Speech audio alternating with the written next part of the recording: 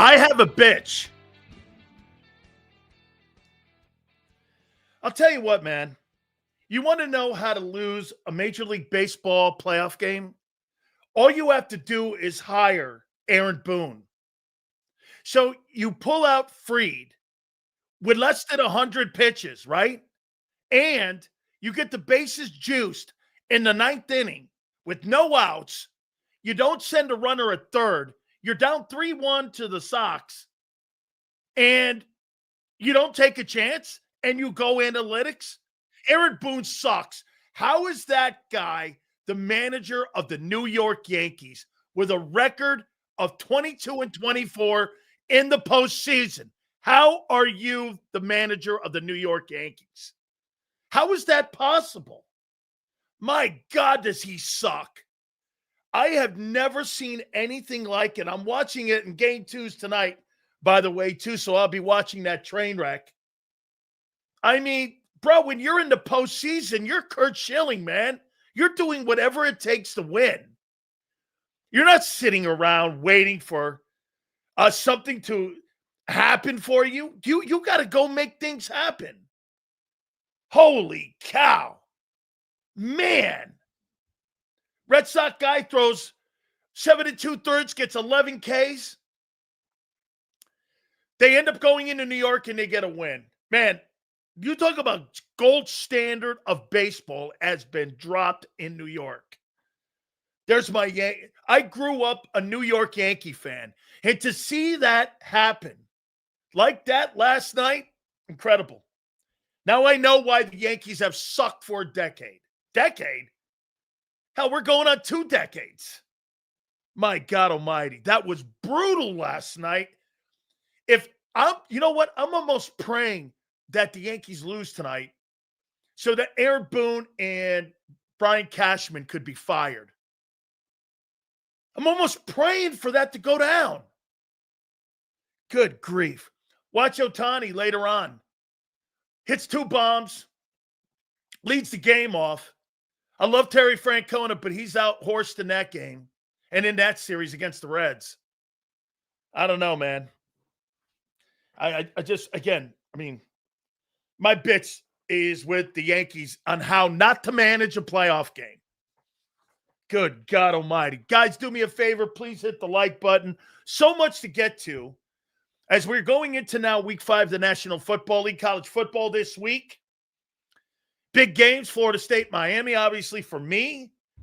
You got Bucs and Broncos. We're going to take a look at the Broncos by the numbers and by the trends in what those guys have done so far in the first 4 weeks as we now head into October 1st. Today, we'll talk a little Denver Broncos. Nick Sirianni spoke as well. So let me start this off. We're not going to start with AJ yet. I'll get to AJ here in a second. So, what is Vic Fangio going to do with Nakobe Dean? What will that guy do with Nakobe Dean? I think Jahad Campbell's played really well. Has he played better than what Dean played a year ago? No. Now, is there more upside with Jahad Campbell over Dean? And here's the most important thing.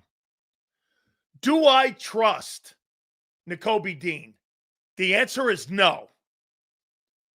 I don't trust him.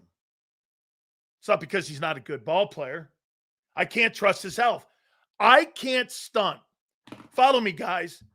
I can't stunt the growth of Jahad Campbell by pulling him out and taking a risk that Dean, will end up getting hurt again. And then I have stunted the development of Jahad Campbell. So if I'm Vic Fangio, do I want to go down that lane? Hey, the kid's playing well. He's getting better. He's going up in steps. You see him getting better in steps. Okay? You see him getting better in steps. Do you want to do this? Hey, guess what? We're going to implement and put Nakobe Dean in there. We're going to kind of play these guys, and they're going to rotate. All of a sudden, you get that line to start going like this, leveling off. Do you want to take that shot? Nakobe Dean is a really good ball player. He's a third-round pick. This guy is a first-round pick. This guy is your future. Nakobe Dean's not your future. By the way, I disagree with people in here saying Dean can't cover. That's not true. Okay, now, if you don't put Nakobe Dean back in the starting lineup, his career as an Eagle's over. It's over. His agent and him are not going to take a submissive role on the team. Hey, here's $3 million. You want to be our backup? That's not going to happen. Now, there's another part of that the agent says, I'll tell you what, they like you a lot. And the fact that you've been hurt and they even drafted you injured, you might want to think about it, because if you go somewhere else to grab the money and you get hurt, they're going to fire you, dude. And then you're going to be on the street looking for a place that doesn't trust you, and the league won't trust you. If you stay in Philly at a lesser role and at a lesser pay, they're going to give you more latitude if you get hurt, because they know you're good and they like you and they drafted you. So your agent and you have to have a come to Jesus conversation on what's in the best interest longevity wise, because let's be candid here. Nakobe Dean's not going to be a 10-year NFL veteran. So do you make the most of it while you have it here in Philly by not making a bag of money but still having a lengthy career? 7 years? This guy's not a 10-year guy. And what you do is, I think the Eagles would be open to something like that. Why? In case somebody gets hurt, man. You have a guy who could just step in like Oren Burks did, and he's a built-in guy who's a starter making backup money. It makes sense to put him in that role. But when Nakobe end up biting, I would. If that were me, by the way, please hit the like button. Super chats go to the top. I think it's an interesting question what you do with Nakobe Dean. Look, I want the play. Here's the positives. I want the player. I want the player on my team. Here's the number. $3.5 million a year. Here's your role. Vaughn is going to be the guy in the building. Campbell, we drafted in the first round. Nakobe, this is what it is. We can't build a defensive game plan around you because we can't trust your health. However, we want you here. You got to determine if you think it's better and the grass is greener on the other side, or do you want to stay here where we like you? And if you get hurt, guess what? We're going to give you more latitude because you've taken that role. Dean is not. And by the way, 007 says that Trotter's the next guy up. Dude, Vaughn, Campbell, and Dean, Trotter's not in their room. Trotter's slow. He's not in their room. He's not that good a ball player compared to those three. Next guy up. You're going to put a shittier player in? No, thank you. Munden's better than Trotter. That's right. Chip, that's right. Smeal Munden is a better ball player. Absolutely true. I see Vaughn being that movable piece to edge. Remember? No way. No way. That would have happened last year. That would have happened. Now, I have seen some snaps with guys getting some movement out there on the edge out there because, by the way, Marshall, you know what? You might see more of what you're saying now because of the injuries that they have at the edge position. So you might see them going out there a little bit more and putting Campbell and this guy out there and giving them a role out there. You might see that. Guys are sleeping on Trotter. Nobody's sleeping on Trotter. Trotter hasn't been able to get on the football field for a reason, dude. He couldn't a year ago. He couldn't even beat Oren Burks out a year ago. And don't talk to me about rookies. You had 3 rookies play last year. Bond is the best off-ball linebacker right now. Why move him? I agree. I'm not going anywhere with that. Okay? That's right. London's a better ball player, too. This is right. Trotter and Robinson are not good enough right now. Their development is coming along slower. It's okay. That doesn't mean they're bad. That's, again, I'm not telling you Trotter's bad. He's just not near anywhere ready yet. What do you do with Dean? I want him on the team. I want him on the team.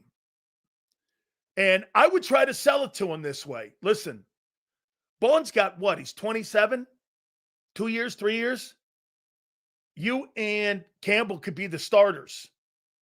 I mean, Nakobe's a young kid. You know, listen, I brought this up and everyone shot it down. Playing 43, 52 look, sure. I think injuries are going to play a factor in this. And I think what you do when you have a guy like Nakobe Dean, it gives you latitude. And it gives you the versatility to be able to do what Vic wants to do, right? Most of the time, you're a nickel anyway.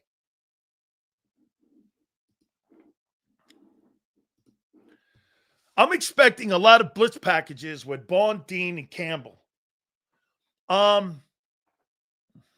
Maybe. And with Makuba. Because Makuba's showing you he can blitz and get home. I heard someone say to give snaps at fullback to Campbell. For what reason? I need the guy playing linebacker, not getting injured and banged up playing fullback. Big advantage Nakobe has is he studies opponent's scheme well. And here's the one thing you got to always put and make sure you get is that the guy who had the green dot last year wasn't Bond. Okay? It wasn't Bond. Trust me, Seals, Dean's playing in 2 weeks. Sinbad, I'll tell you what. Nick didn't want to answer it. Vic did. Vic wants to see where he is. I don't think there's anything wrong with that. Sirianni and 2 first picks to San Francisco for Shanahan. Please. Kyle Shanahan, I'll tell you one thing I'd at least give Nick Sirianni over Kyle Shanahan. Kyle Shanahan has no balls.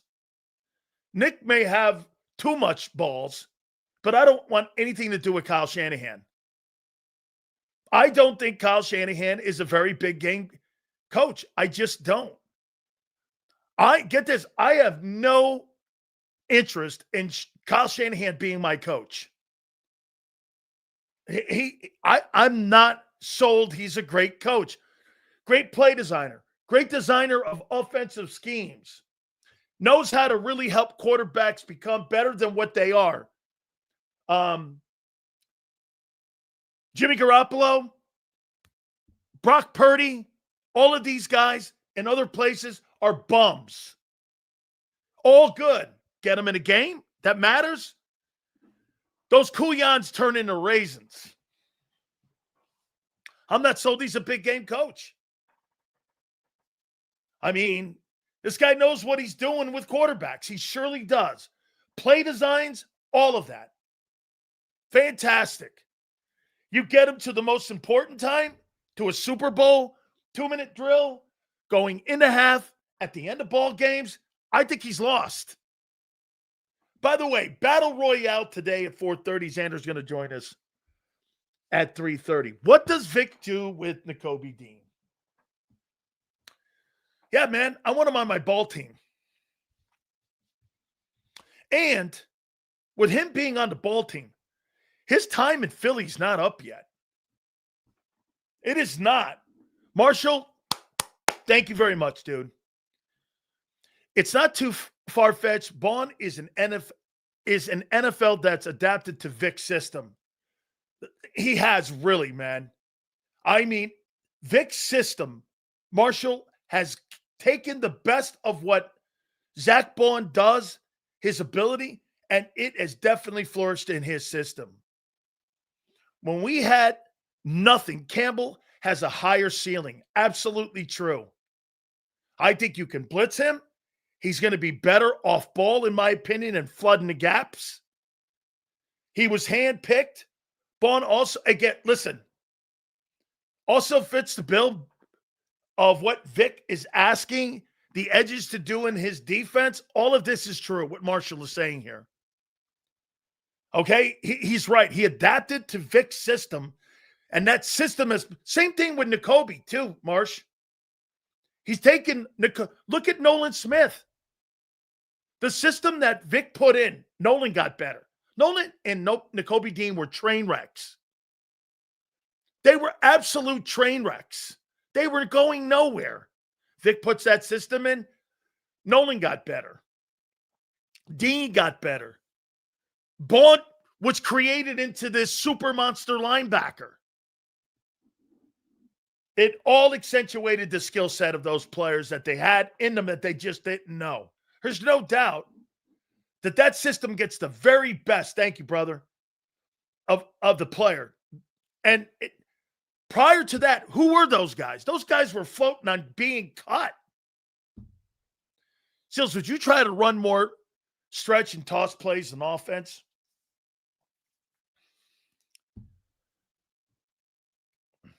Look, I think the offense is so bad right now. By the way, I want to go to Nick, what he said. Guys, Nick Sirianni is a liar. But then again, the coaching, part of being an NFL head coach is a liar. And I think he lies because the organization wants him to lie. I'm not really mad at him. But his answers today were so orchestrated by the front office. And I'm going to give you an example of it. And I think, again, he understands his job very well. Do I think he wants to lie? No. But he lied all throughout the press conference. There was very few truths. Here, I started my program out with it.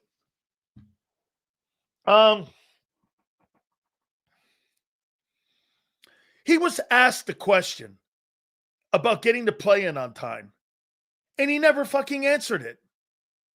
There's so many things that go into this, and there's so many things that, that we have to do. The offensive core has to do this. Quarterback has to hear this. We have to get on the same page with the quarterback executing. We have to have making sure when he gets to the line of scrimmage, the quarterback understands. You're going like this. Answer the fucking question. Just answer the fucking question, guy.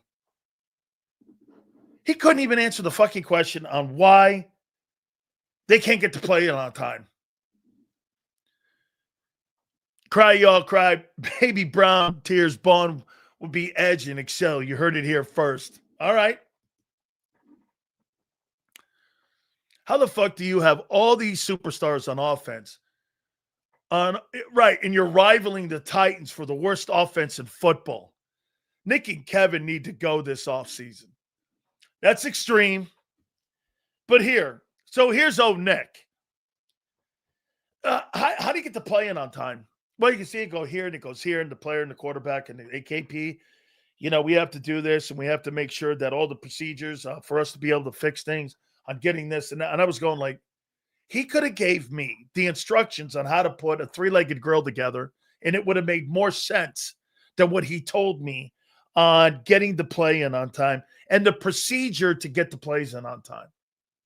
You could have gave me the directions for a three-legged grill. He was fucking terrible in that. He wouldn't answer the goddamn question. And nobody in the Philly media followed up going, Nick, you never answered it. Why are they struggling on getting the play in on time? He didn't want to answer it. And so because he won the Super Bowl, the Philly media and everyone in the room gives him the equity because he won a Super Bowl.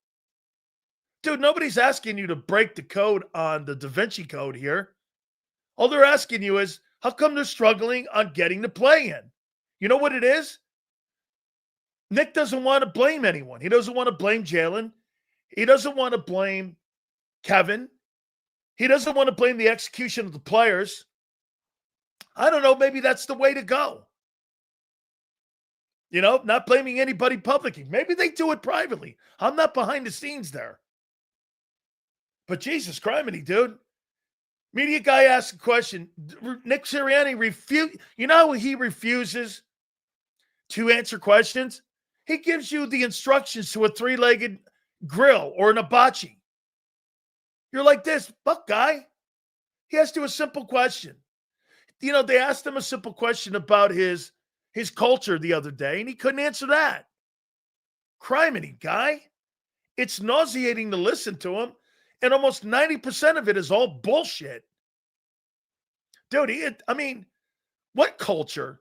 The culture of bullshit? He can't even defend his own culture. Dog, I'm not saying it's totally wrong. Just say move on. I don't want to answer it. They're giving me the instructions on how to use a yellow toothbrush.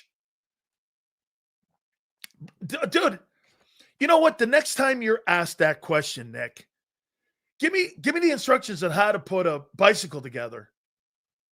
At least answer a question. Stupid, man. He never answered it.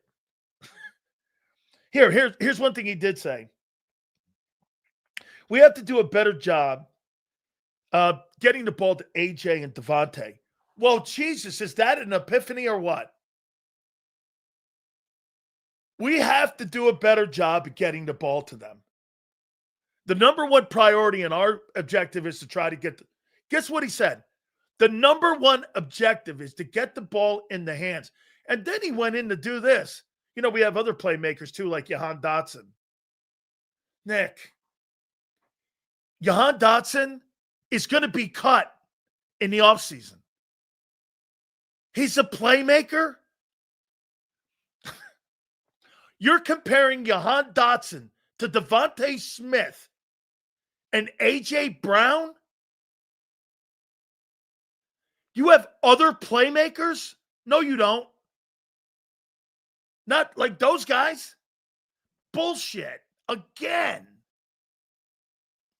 Dude. It is like Excuseville. And for the record, that 52-20 record has nothing to do with him. It's all the players. He's not smart enough to be 52-20. That's Jalen Hurts' record. That's Lane Johnson's record. That's those guys' record. The guy's a fucking moron. Oh, get this. Here's another new one. So he was asked the question, hey, Nick, about the O-line. What do you make of the O-line with all the injuries? He goes, we're playing at a high level. He mentioned Matt Pryor as a high-level player today because he didn't want to take a shit on his love boy, Howie Roseman. He was mentioning guys that have been getting murdered in games. One guy almost got Hurts decapitated. And you're telling me that the offensive line in Philadelphia is playing at a high level? That's what Nick Sirianni said today in his press conference. And you're being outrushed. By the way, I heard John talk about the taken out of context because of the punt that went back. What about the other fucking 3 games where they were outrushed? I'm not talking about one game. I'm talking about a trend and not running the ball. Dude, okay? Seals, for shits and giggles in the defense, you had your choice of Hunt, Smith, or Bond at edge. Who would it be? It'd be Bond because I think he's the smarter guy, and I probably think he's the most athletic guy, and he understands the game right now, and he's a veteran. I think Campbell can evolve into that, but I'd put Bond I think you could put Bond anywhere in the front 7. Being a Sirianni fan, it's not like being a Kanye West fan. You love them until they start talking. Boy, is that a great take. I love Kanye West music too until he starts fucking talking. And he starts talking about his Nazi shit, and I'm out. You're right, JD3. I'm going to listen to his music. I like his music. He starts talking, I'm fucking out. He's a fucking moron. Absolutely. It's probably most like that with anybody in the Hollywood. You know what I'm saying? I listen to Kanye. I love all his work. He starts talking. You look at his post and you're like, that guy's a fucking moron. I mean, right? Then you go like this. What a shame, guy. I could really like you, but I can't because you're a tool. Yeah, okay. Whatever. What else? I mean, we're playing great in the O-line. Really? You're playing great in the O-line. Like, where are you playing great in the O-line? What position? Mulata? Okay. I'm a very direct person, for better or worse. I give and want answers. Good and bad. Right. What, you know why you like that duel? Because then you know where you stand with people. The bullshit artists make you know you don't know where you stand with them. I'd rather have you talk to me like that too. Especially when you're my boss. I don't want you fucking giving me bullshit comments to make me feel better about myself. The great coaches in the NFL or in college, hey, this is who you are here. You know what Jimmy Johnson would tell you? Jimmy Johnson would come right up to you and go, well, you're here on the totem pole. And this is where you want to get here? You have to do this. And I'm not going to treat you the same. I'm going to respect you the same, but I'm not going to treat you the same. I treat stars different on my team than you. And if you're not good with that, that's not a team for you. Not everybody's treated the same in life. Why would you be treated the same on a football team? And Nick Sirianni is some sort of like communist or something here by going, Jahan Dotson's a playmaker too. I don't give a shit if Jahan Dotson never sees a target in his entire life in Philly. I don't care. I care if AJ's walking out of the game going, why am I not involved? Right? By the way, like I said, I'm not really blaming Nick here. This is what it is. Remind me, how tall is Nick? 4'2". Yeah, because he walks around the NovaCare Center on his knees. Next Tuesday, 4:30, Doug Peterson. Wait a second here. Dotson is legit in the Super Bowl. Jahan Dotson's not winning me football games, dude. A.J. Brown is. You know what I'm saying? Hey, Leon, thank you, brother. I appreciate you, man. Hey, by the way, that's not going to get you closer to joy, but I do appreciate it. That's it, yeah. Yeah, but get this. Whether it's Nick or someone else, Doug refused to wear the knee pads. That's why he's not here. If Doug wore the knee pads, he'd be here. And by the way, I'd wear them. Like Leon's, like what's his name? Whatever it's got, the Canadian guy. 52-20? 2 Super Bowl appearances? $14 million a year? I'd walk around in knee pads too. So would everybody in here. Say whatever you want. I'm walking around on knee pads also. What? I'm going to make a point for what? To get fired like Doug? Clip it? You don't have to clip it, dude. That's fucking reality.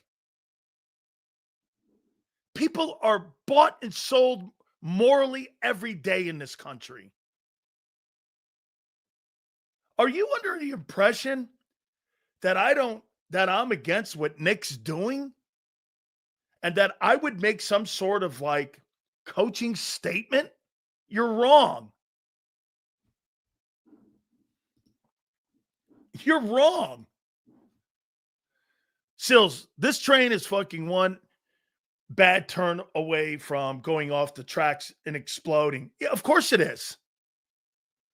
If they start losing, well, we'll find out if Nick's got the answers this time. 23, he didn't have the answers. 24, they did. After the bye, they had the answers. Take the ball out of the quarterback's hand. A.J. Brown at practice today, as he should be. Well, again, I mean, yeah, he's paid. That's his job. Hurts has to be better at delivering the ball straight, like the other good offenses do. Why is this so complicated? That's not complicated, NS.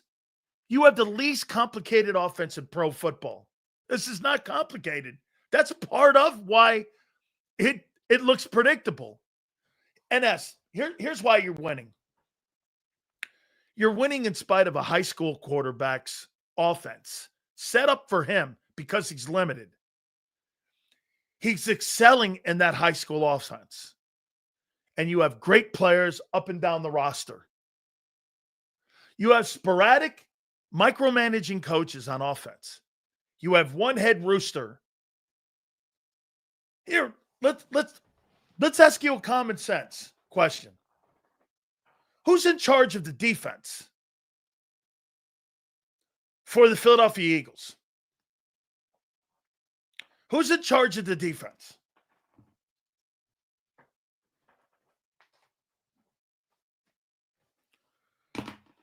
Who's in charge of the defense?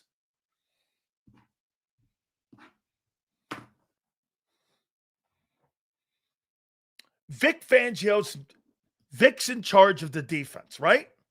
Who's in charge of the offense? Who's in charge of the offense? This would be a little more complicated. Who's in charge of the offense?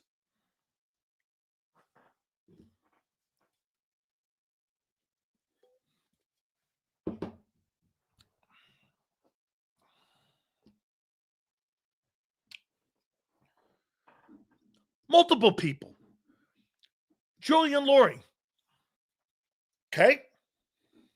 Who else? It's supposed to be the OC. Huh. Can I get a straight answer? I don't think you can give me one. Who knows? Okay. One head rooster in that place. And by the way, Nick stays out of the way over there. You notice? He stays out of the way on that defensive side. Because you know why? He's nowhere in Vic's. Nick Sirianni can't tell Vic Fangio one thing about running a defense. What could he possibly know more than him? Nothing. Vic could probably be a better coordinator offensively than Kevin Patullo. He would at least know what not line you up in. And with that offense, Vic Fangio could probably be the OC.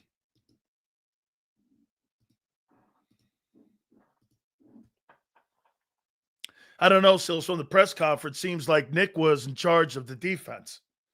Oh, yeah. Yeah, I'm sure of it. I know you're just here. Nick's in charge of the defense. That's a good one. Well, I'll tell you what. Hey, Marsh, he might want to figure out the offensive side of the ball. I got less concerns about the defensive side of the ball because I think those guys are going to get better. The offensive side, I don't believe you're going to get better. And you're spending all your money over there. I don't think he means that. I think he meant it sarcastically, my friends. Sills, I would highly recommend looking for a quarterback in the draft in the next 2 years. Hurts' style isn't made to last well into his 30s. And he's took some headshots.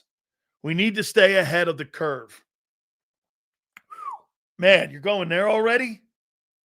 I told you years ago when we first started here in Philly and talking to you guys, Hurts ain't a 10-year guy. Hurts ain't a 10-year dude. That guy's going to take more hits, more concussions. Did Hurts have a concussion last year? Didn't he have a concussion in 22? At the end of the year, didn't he have a... Hey, so wait a minute. Am I right when I say this? Hurts had a concussion in 22.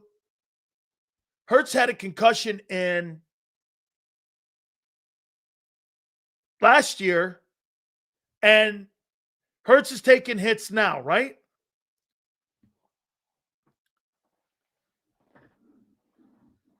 Okay. Just saying. Well, you think that's going to get better? When you're a dual threat quarterback, 22 and 24, thanks, Big Mike. Well, that's not going to get any better. And his head hit the ground. Wasn't the hit, it was the head hitting the ground. That's traditionally what causes these big concussions. Hurts is getting beat up, man, the last 3 or 4 years. Misses games because of it. Not significant things. He plays. I'm not calling him soft in any way whatsoever and injury prone. He does miss games, though, because of the style of play. Same with this fucking guy, Joe Burrow. I mean, I'm at the point right now, I call him Joe Namath. I don't think you can build an offense around Joe Burrow. How can you build an offense around a guy who's always hurt? I don't give a shit what his name is. Pick a guy. Goddard. Pick a dude. That's not just isolated to one guy. That's to everybody. You can't build a defense around Nakobe Dean. He's always hurt. I mean, that's the beauty of Allen. Allen plays 17 games, never misses them. Well, when you're 6'6", 260 pounds, you're going to get away with that for a while, at least.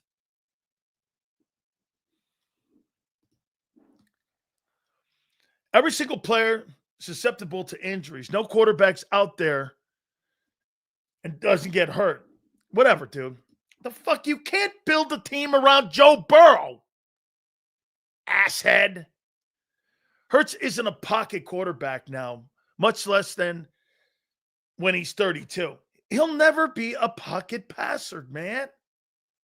But that's actually irrelevant.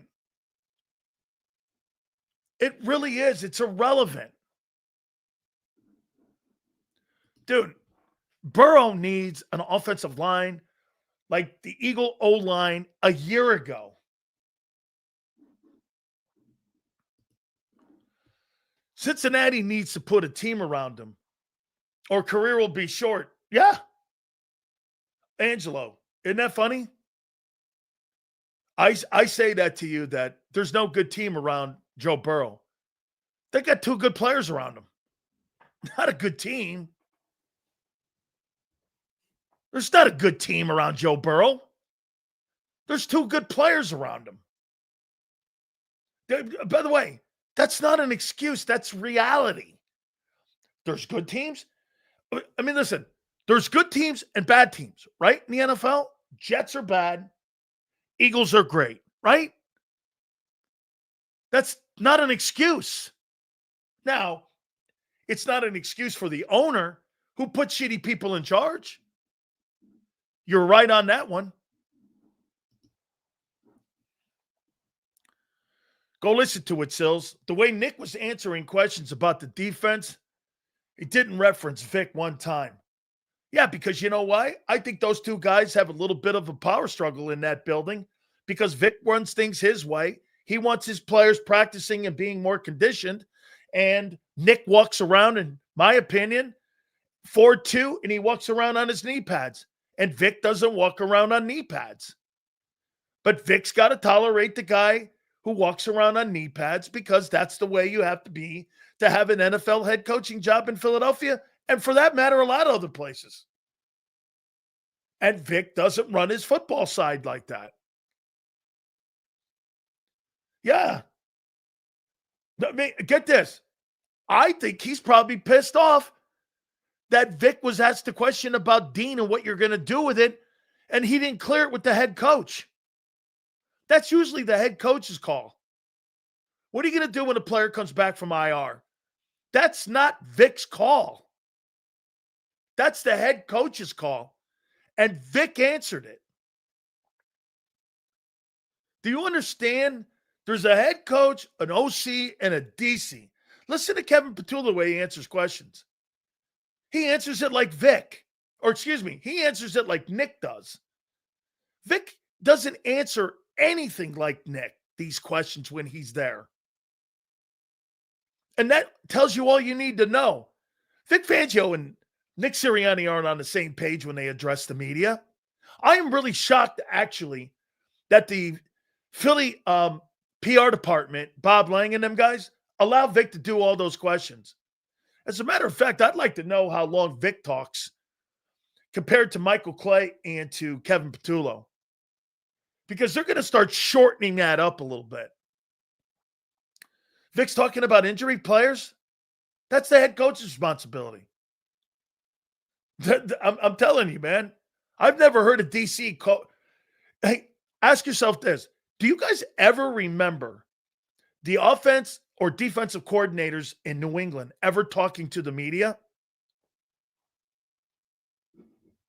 I don't ever remember that.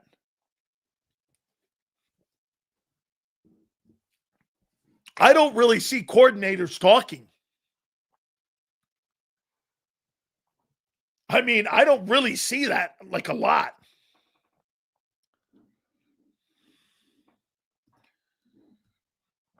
Is Nick allowed in Vic's office? Let me ask you this. Think about this, bud. So, Nick Sirianni is a shitty play caller. What does he offer Vic if he goes in and says something? Well, I'd look at him and go, I'd be like, Buddy Ryan, get the fuck out of here, man. What are you're bugging us. Seals, I feel like we have two receivers who are the best at yards after the catch. AJ can break ankles and Devontae's elusive. Completely true. They're the most underutilized football players in pro football right now. Seals, Vic Pats, when they pass in the hallway as he walks around on his knees. Yeah, he wobbles too, like a weeble. Vic has the autonomy because he created the best defense we have seen. Get this. Think about, 14. Think about what happened to Vic Fangio. He went out and turned Zach Bond into this off-ball god linebacker. He saved and resurrected Nakobe Dean and Nolan Smith's careers. Draft picks that were looking like they were going nowhere, right? He took Isaiah Rodgers, put him on a football team, and Isaiah Rodgers was everything Vic thought he was. That's why he never went to Keely Ringo.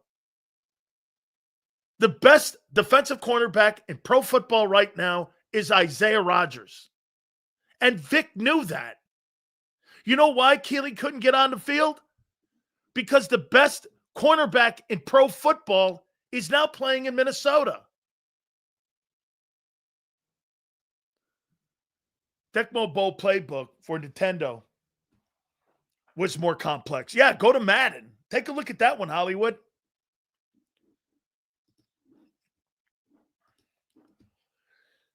Stills, thought experiment would, let's see, Stills, thought experiment, what would Miami be if they had AJ and Devontae? Are they a winning ball club? No, because the quarterback is soft. The quarterback, Tagovailoa, is soft. I have no disrespect to the guy. I'm not building my football team around a jar of Skittles. That's what I think of Tua. He's a jar of Skittles, ready to be spilled. No, thank you. I have no interest in that guy. building a football team around that dude. I'll tell you what, though.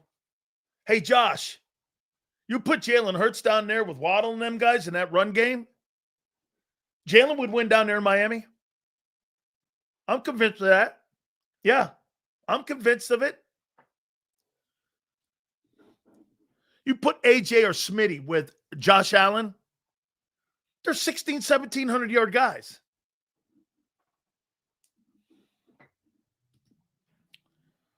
+40 years ago, Vic's reputation was established. No comparison to Nick. Yeah, that's a great call here. I like that. Up next, who do you think's got a better reputation in the NFL, Vic Fangio or Nick Sirianni? With this bullshit 50-20 record, who do you think's got more of a reputation right now? Who think's got a better reputation? That's like saying Nick Sirianni's a better coach than Dick Vermeil. Or Parcells because he's got a better win percentage. Circumstances around every organization and a coach's record is all circumstantial. Records are circumstantial, dude. Like, do you really think that Nick Sirianni is a better coach than Bill Walsh? Bill Walsh invented the West Coast offense, but he's got a higher win percentage. Is that what you're saying? Or that Vermeil resurrected two organizations, Philadelphia and the Rams. And Nick didn't resurrect anything. The culture was already in the building.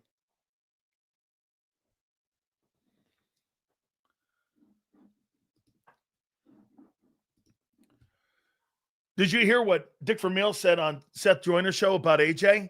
I didn't because since Xander has stopped paying Seth, Seth's not my friend anymore. So, there's a price tag to be Seth's friend. And if you're not paying him, he's not your friend anymore. No disrespect. I get there's folks like this. People that come on this program come on for free. So I don't really ask anybody for any money. So, but for Seth, for him to be our friend, Xander's not paying him anymore, so he's not my friend. So I don't know. I didn't hear. Devil's advocate. Nick made a second round Taysom Hill project a Super Bowl MVP. Nick did what? Taysom Hill. I think that's Shane. I think that's Shane Steichen. Sirianni is a modern day Jim Lee Howe. Talking about the New York Giants guy back in the day when he had Lombardi and Landry as the coordinators. That's a great comparison. Hey, no problem. Look, I'm not ripping him. I'm just telling you what it is. I'm not mad at him. Some guys, if they don't get paid, they're not your friend anymore. It's all right. No shade. But I'm not going to sit here and tell you what happened. Why he doesn't come on the show, why we don't talk anymore. It's because Xander stopped paying him. You can make whatever you want out of it. Xander's not mad at him, neither am I. Somebody asked me a question, I answered it. What do you want me to answer it? Like Nick? Give me some bullshit excuse? I used to listen to Seth relentlessly until I found Big Sills. Haven't listened to him since. Well, that's an awesome compliment because he knows. I'm not going to tell you, Josh, he doesn't know football. He does. I have no problem. But if you ask me a question, I'm going to fucking tell you. Sills, who's a better coach, Tomlin or McVay?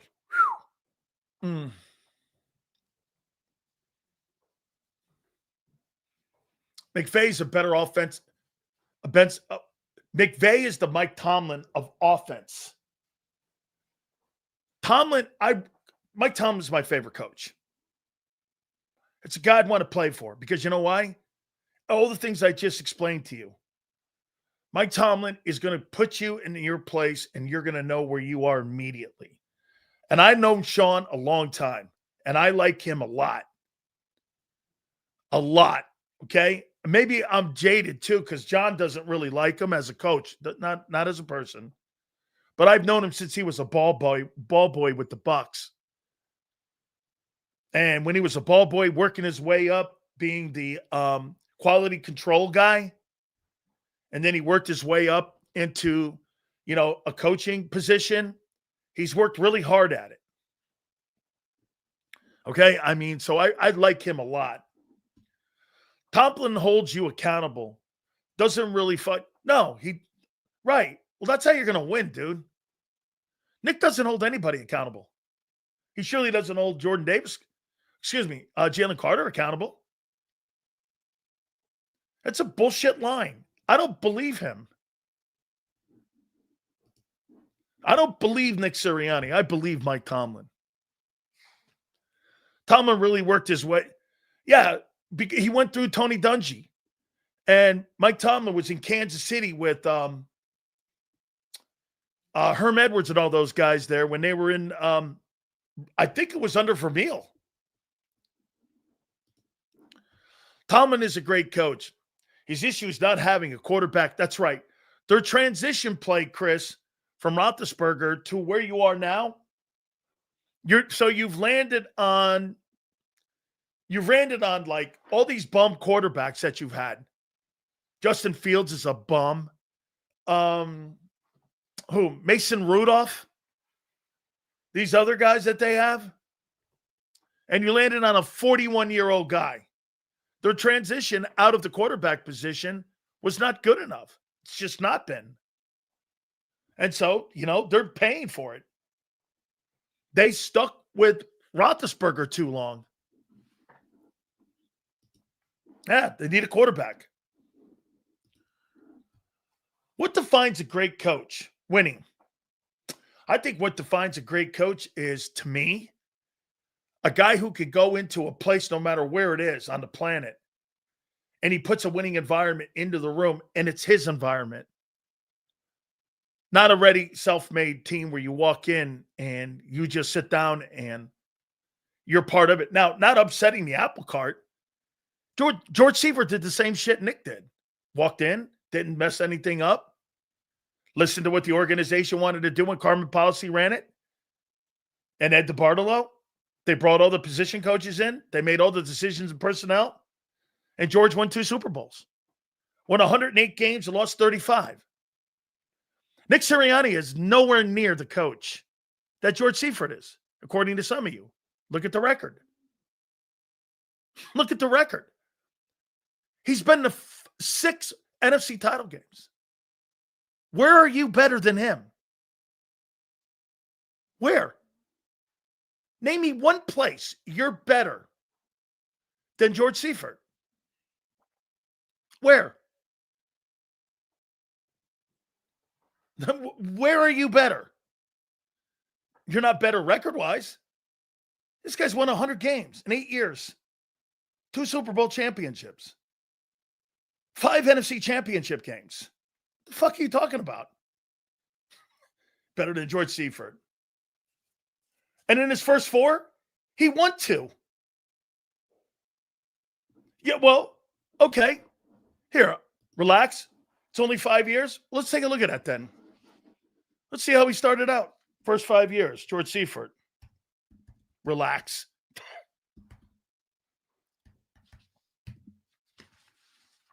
Now, let's see how good he is. Let's see how good he is. You guys are telling me you think that Nick's had a better 5-year run than George Seifert? Huh. Well, let's see. 2-time Super Bowl champion. 3 Super Bowl wins, actually, too, as a coordinator and head coach. Has 114 and 62 record for a 648 win percentage. Postseason, he's 10-5. Let's take a look at down here. 1, 2, 3, 4, 5. He's got a Super Bowl championship and 1, 2, 3, 4 NFC championship games. What's the record here? 14, 14. There's 28 and 4. 24 and 8. 52 and 12. And then 6. 1, 2, 3, 4, 5. That'll be. So at the end of the year, if Nick is 62 and 18, okay. 2 Super Bowls, too. Not too bad. And he was fired.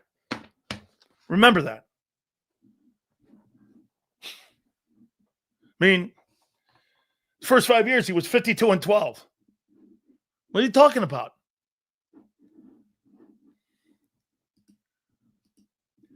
Seifert definitely a better X's and O's football mind. Absolutely true.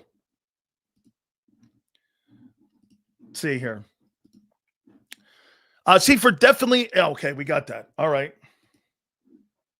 Hey, he was a caretaker for the organization because the organization had a great culture in the building.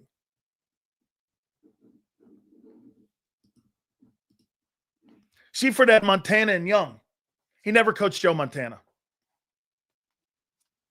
I don't think he did. Did he? His first year, did he do that? Well, if Seifert had good players around him, so does Nick. So what? Is that Super Bowl? Yep, he did have Montana. Montana crushed the Broncos. That's right. It was 55-10. Joe won the MVP in that game. That's right. That's correct. So he had Montana, and then he had Young when they beat the Chargers in San Diego for the Super Bowl. Right. That's correct. Hey, Seifert had great players around him, just like Nick does. Right. Okay. There's nothing different than the two. Get this, too, on Seifert, which is incredible. 8 years. 8 years. That guy went 108 and 38. I think that's the record that he had. Yeah, total. He won 98 games in regular season-wise in 8 years and 30. You had the 10 and 5? Here's George Seifert's record in 8 years with 2 Super Bowl championships and 5 NFC championship appearances. Here's his record. 108 and 35. And you're trying to tell me that you think Nick's better than that? Or what's the difference between the two? You have nothing on Seifert. Nor do a lot of other people. Vermeil doesn't have that. Parcells doesn't have that. How come they're not considered? How come he's not considered better than them? How come Seifert's not in the Hall of Fame? According to Reuben Franks. If Reuben Franks thinks that Nick Sirianni's a Hall of Famer, he has to think that George Seifert is. I'm going to tweet that out after the show, too. He has to think that. Nick's a coach for culture. So is George. He's not a coach that can adjust on the fly. You know why? Why do you think, 14, why do you think that he can't adjust on the fly? Why would you say that? Why do you think Sirianni can't adjust on the fly? You know why? He's got too many people telling him what to do. Vic adjusts on the fly. The reason why you can't adjust in games, there's too many chefs in the kitchen.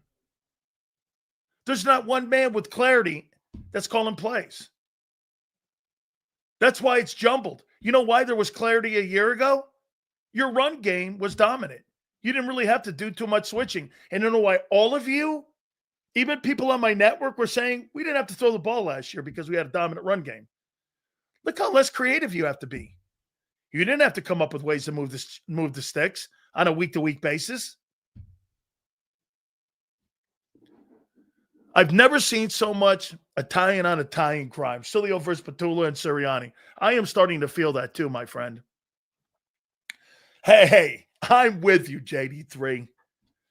I catch myself too. You know that my grandfather would be very upset with me. You are dead right. He would definitely be very upset with me.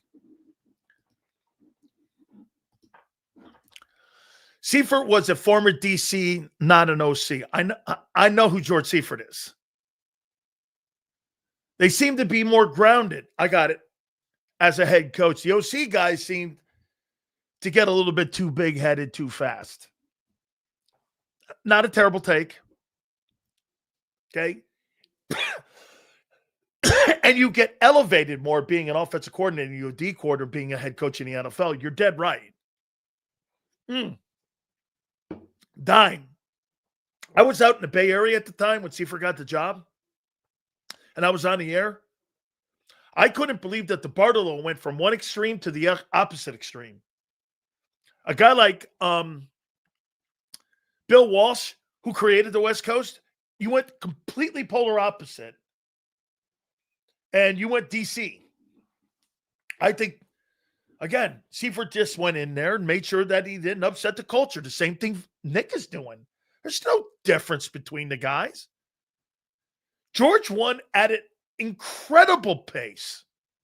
That don't make them the best coaches in the NFL. That means that you went in there and you didn't upset what was going on. That's why he doesn't rip anybody. He doesn't want to upset anybody. He's not looking to upset AJ. He's not looking to answer his questions directly. How many questions was asked to him today that he didn't answer directly? 4 or 5? He's never going to give you a direct answer. Why? Because that's how NFL coaches today keep their jobs. They walk around on their knees and they make sure that they go along with the culture. Hey, listen, I think anybody in their right mind would. Making $14 million a year, 50-20, 2 Super Bowl appearances. You got a great GM. You got an owner that spends money. I'd do it too. To make a point that to be dug and fired? What's the end game for that? Hey, I made my point. Good night. You're fired. Bye. What's the point? I don't think he's doing anything wrong. But he's not an answer guy. He can't even answer questions about an offense that's $200 million and why they can't adjust and get the football to one guy. All you need to know, dude. So let me ask you this. Let's do something simple here. Why can't they get the ball to AJ? I'm not even talking about getting him the football. How about why can't you get the ball to AJ with impactful plays? What do you think that is? Help me out there. Why do you think they can't? Why do you think? The quarterback? Who's to blame for not getting the ball? Wow. Hurts?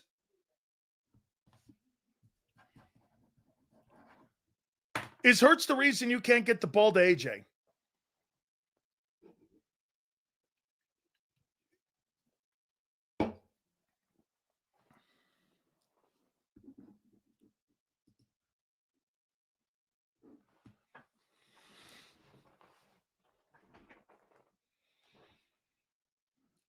So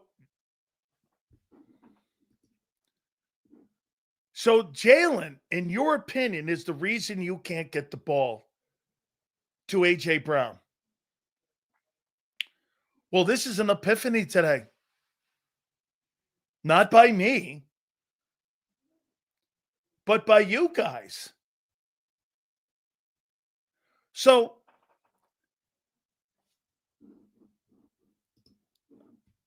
okay, well, let me expand it. This is great. Okay. So the quarterback can't get the ball to AJ. Is that what you're saying? Hurts is a right-handed quarterback that throws like he's left-handed. Tanner Beta, baby.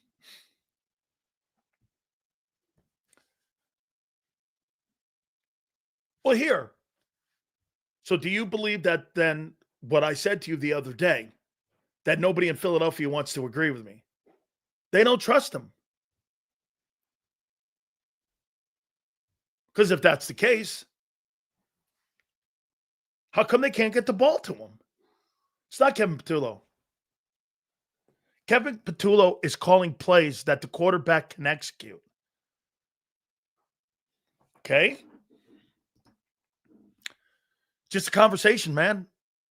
I haven't said anything. Okay?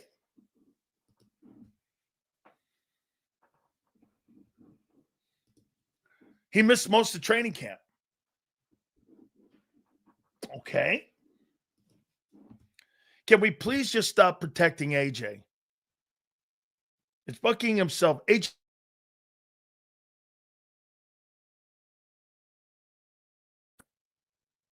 I'm looking this.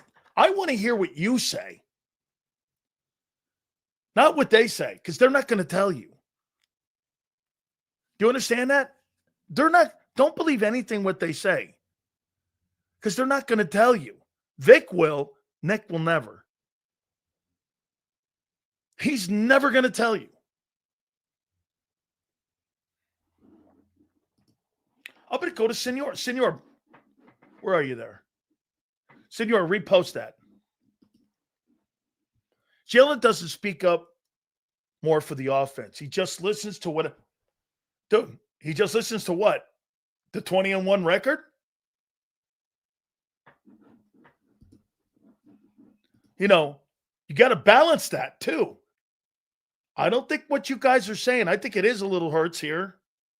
Hurts is limited on getting the ball in the passing game to his wide receiver. The running game has exposed him, or the lack thereof. And some will go, they'll go back to 22 and go, he ran more. How many yards did he have in 2022 rushing? Does anybody know how many yards he had rushing that year? Hey, Kyle, look that number up, please.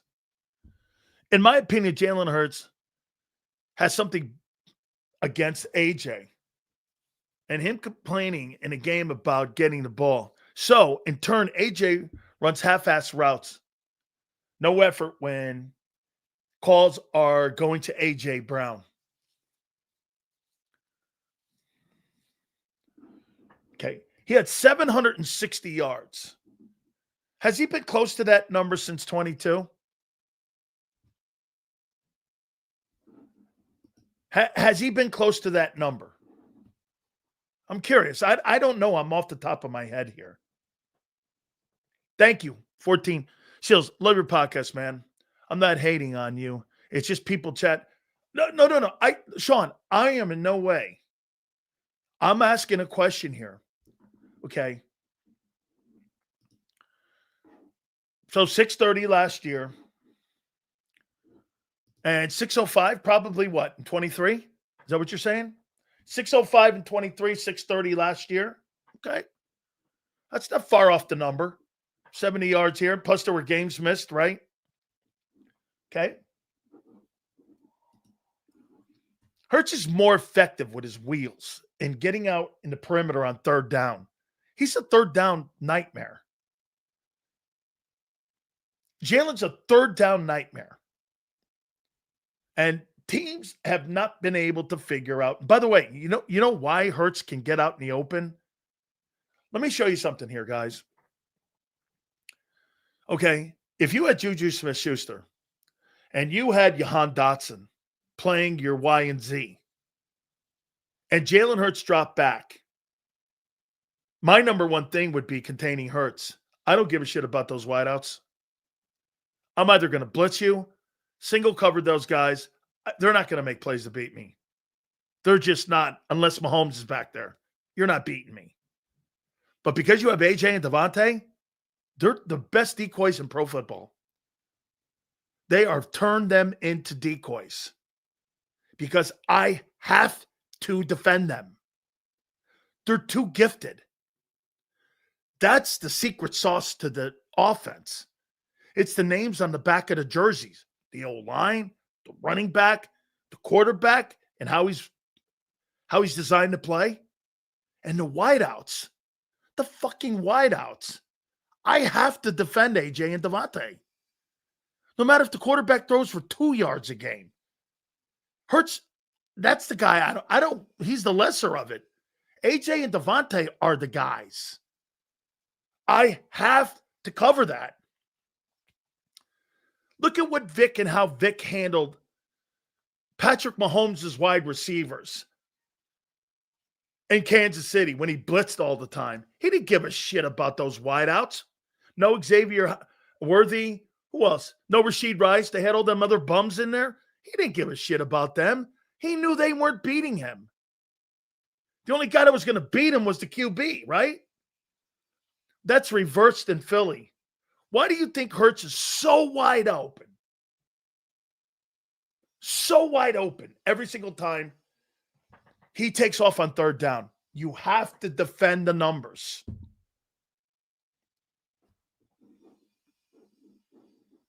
And that's the key to the offense. And with Barkley not getting the run game going, that's what's kind of exposed the passing game.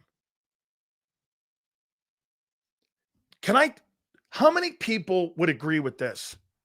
Kellen Moore did more harm to the Philadelphia Eagle passing game a year ago than any coach that Jalen Hurts has had in Philadelphia. Why? Now you're seeing the ramifications of not developing a passing game a year ago. It's gotten worse. What's the other excuse? The O-line, the running back aren't the same. The quarterback can't get the ball to A.J. Brown. Hurts is using his wheels. It's all exposed in that way. Oh, hey, let me underline this, though. Jalen Hurts is winning you ball games. You're not winning in 4-0 without that dude. There is no way in the planet you are not 4-0. Dude, very few quarterbacks could be in that position to help you get to 4-0. But Kellen Moore didn't. How many people? Okay, look at this one here. Kellen Moore is to blame. Okay, hear what I said? Once again, see this guy? He has no brains. But it's a good way to make sure we accentuate something because Steve is a fucking idiot. I said to you last year where your passing game was 29th. And you kept telling me, well, we'll bring it out when we need it. Well, that's not been the case. It's gotten worse. Where's the development? You can't get the ball to A.J. Brown because the quarterback is taking on more responsibilities at setting protections for the first time in his career. This is not hard.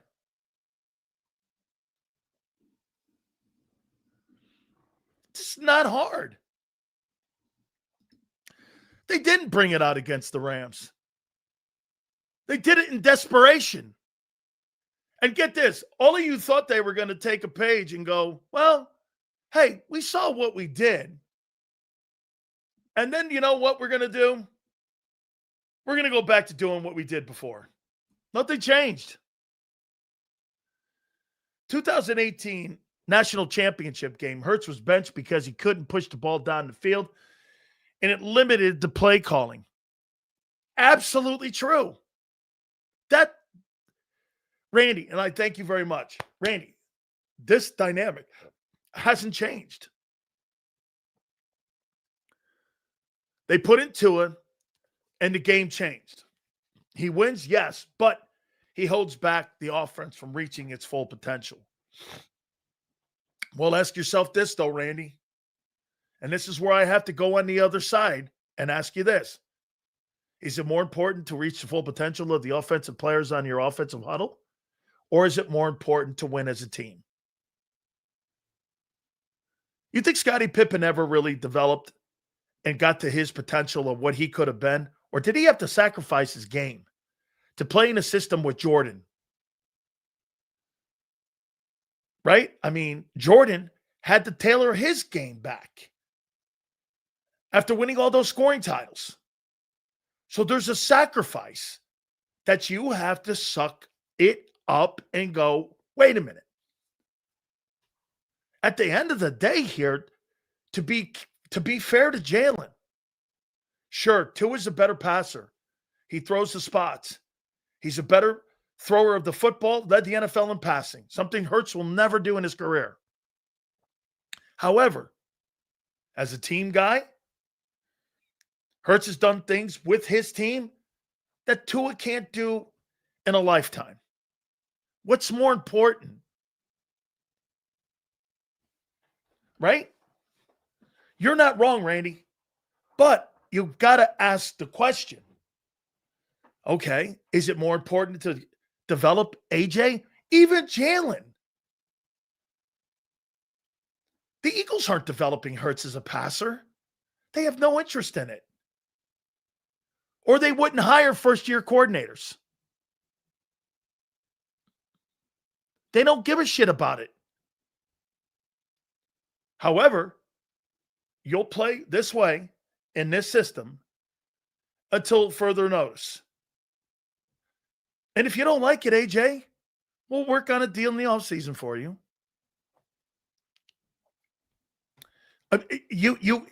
It's fair to have Randy's conversation.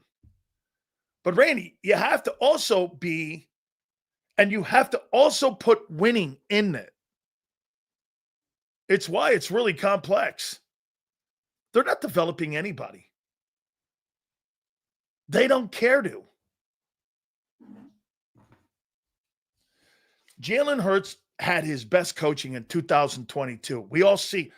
I told you this after the 22 season. Is this the best you're ever going to see Hurts? And so far it is. That's 3 years ago. Hurts played better in that Super Bowl even. Hurts played better that year. Runner-up MVP. Guys tell me that all the time. He was no MVP candidate last year. He was a caboose a year ago. I think he happens to be now the engine this year. And he's pulling Barkley along. And AJ. And Devontae. On a train that doesn't have a lot of gas. It's all him right now. I mean, this is all him. And the reason why the margins are so slim is because they're not creative and they don't give a shit about developing the talent on the team. AJ sees it.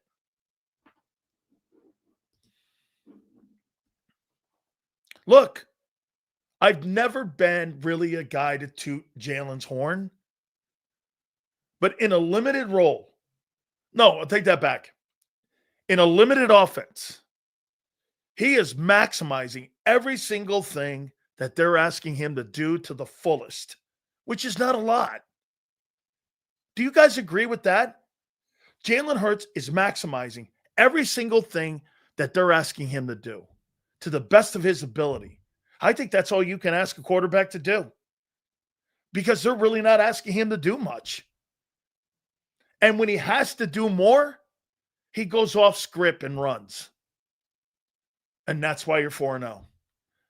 And thank God you got Vic on the other side because you got a coach that doesn't have all these roosters in the hen house. You know, I sat around last night thinking about, you mean to tell me you really can't get the ball to a top flight wideout? I asked Michael Irvin. Remember, I texted him yesterday during the show. I go, did you ever complain to the guys about not getting the ball? He goes, Sills, you know me. I complained every play. I said, how did you bite the bullet? He went like this. The only thing that made me bite the bullet was the winning. because if we weren't winning, I would have been going nuts. You know me. I go, how do you think AJ? He goes, AJ's just frustrated right now. He goes, I even sent him a text. Hey, you know, 1 or 2, 3 catches, you got to come to the conclusion he's going to end his career like Michael Irvin. If he ends his career with like Michael Irvin with 3 Super Bowl rings, and he doesn't have the numbers that Randy Moss or T.O. has, I'd rather be Michael Irvin than Randy Moss. Wouldn't you? I mean, Terrell Owens thinks he's a better player. Probably is. I'm done with this. Michael Irvin won at every level. High school, college, pro. I mean, who would you rather be? Terrell Owens or Michael Irvin? I don't really think there's a conversation. That guy's got as many Super Bowl rings as Jerry Rice. So you can have all your numbers. You can have all your receptions. You can have all your TDs. What made Jerry Rice even greater? He got 3 rings, a Super Bowl MVP.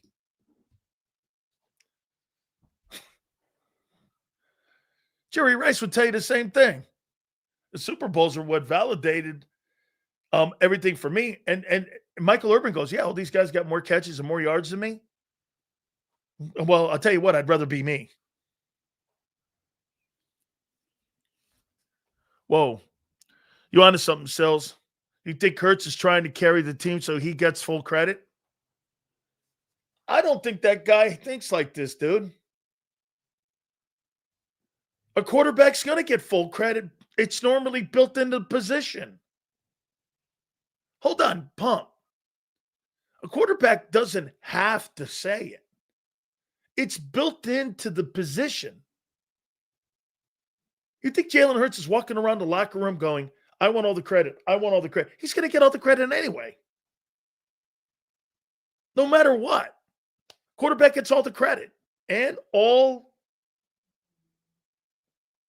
the backlash.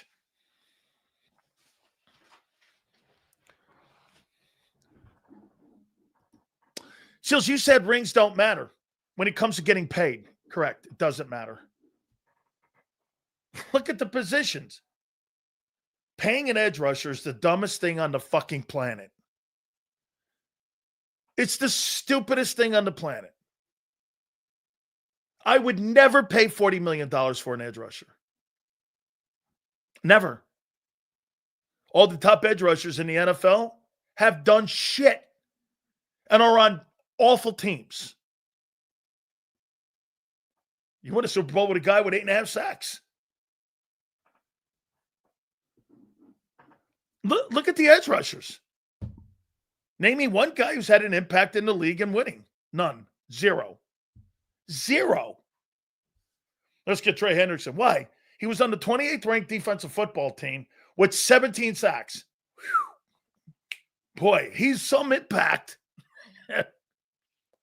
Myles Garrett. I must have missed that Super Bowl run. I must have missed that Super Bowl run by the Browns. Here. Just go down and look. It's not that hard. All you got to do is look at the top paid edge rushers. Show me one guy who's had an impact in the last 10 years. Max Crosby. Woo! Them Raiders, man. Super Bowl contenders every year. Hassan Reddick. Hassan Reddick made $14 million. He ain't making 40. After the fact. And that was not 10 years ago. That was more like 20 years ago. How much would Max Crosby cost? Hey, dude, I don't want it. I'm not paying my money there. I have no interest in doing that. So let's see the top.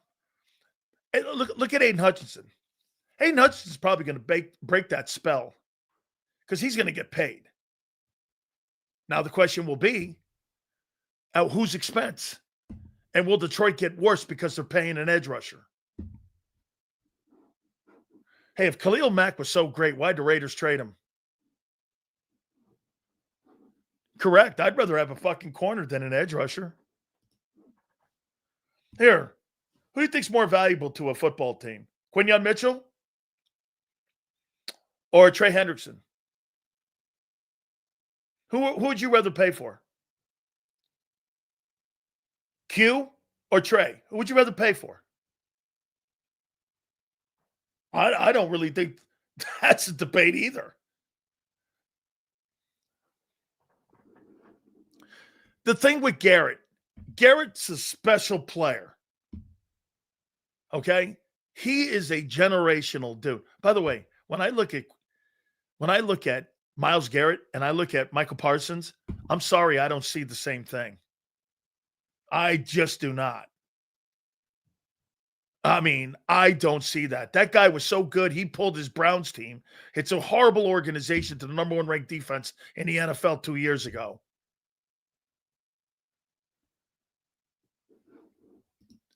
This is probably one of the best takes of the day.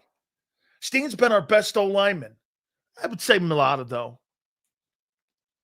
He's been your second best.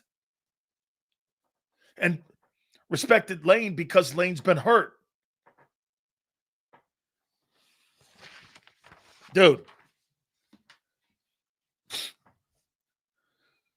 This thing with this offense here,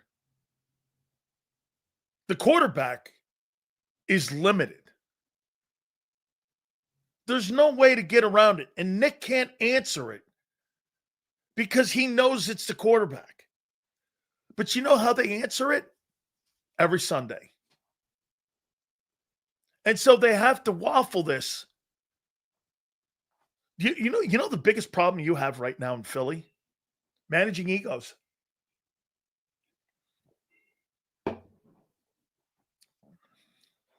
The Super Bowl hangover and who gets the credit is what you're going through right now. Barkley's bitching, AJ's bitching, Hurts and the coaching staff have to manipulate the locker room on offense on who gets the credit. Pump, I don't think you're totally wrong, but this is what you got going right now.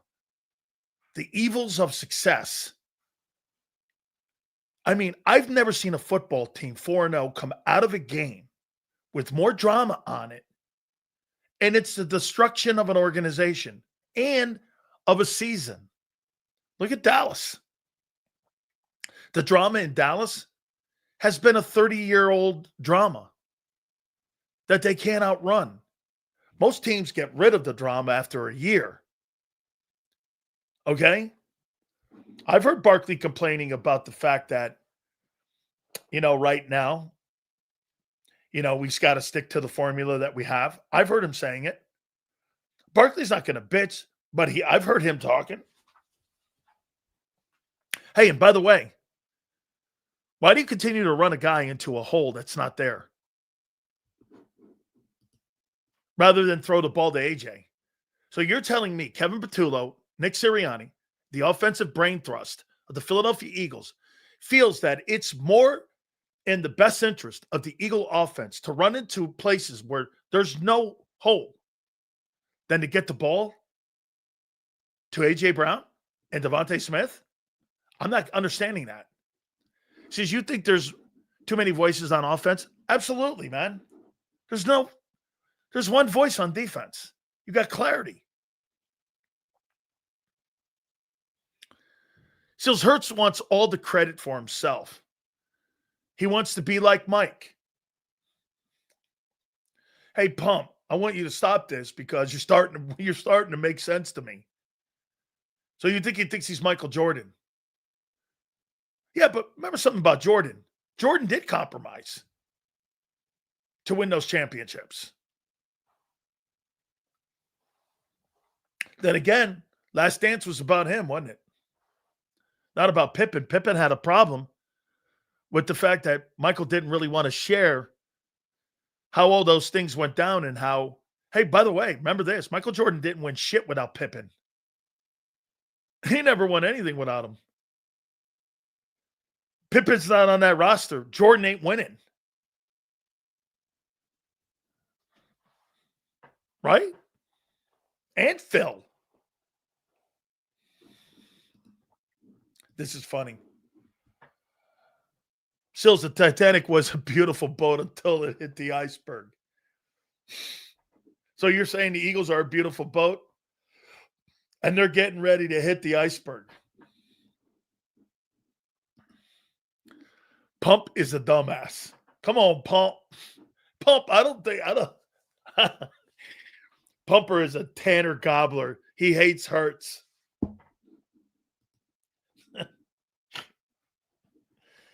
How's it going, Big Sills? Just got out of the hospital due to what I witnessed with Aaron Bones. Shit coaching thought I was having a stroke. I hope you get better, Martin. All good, man. This has been a fun one here today. Woo!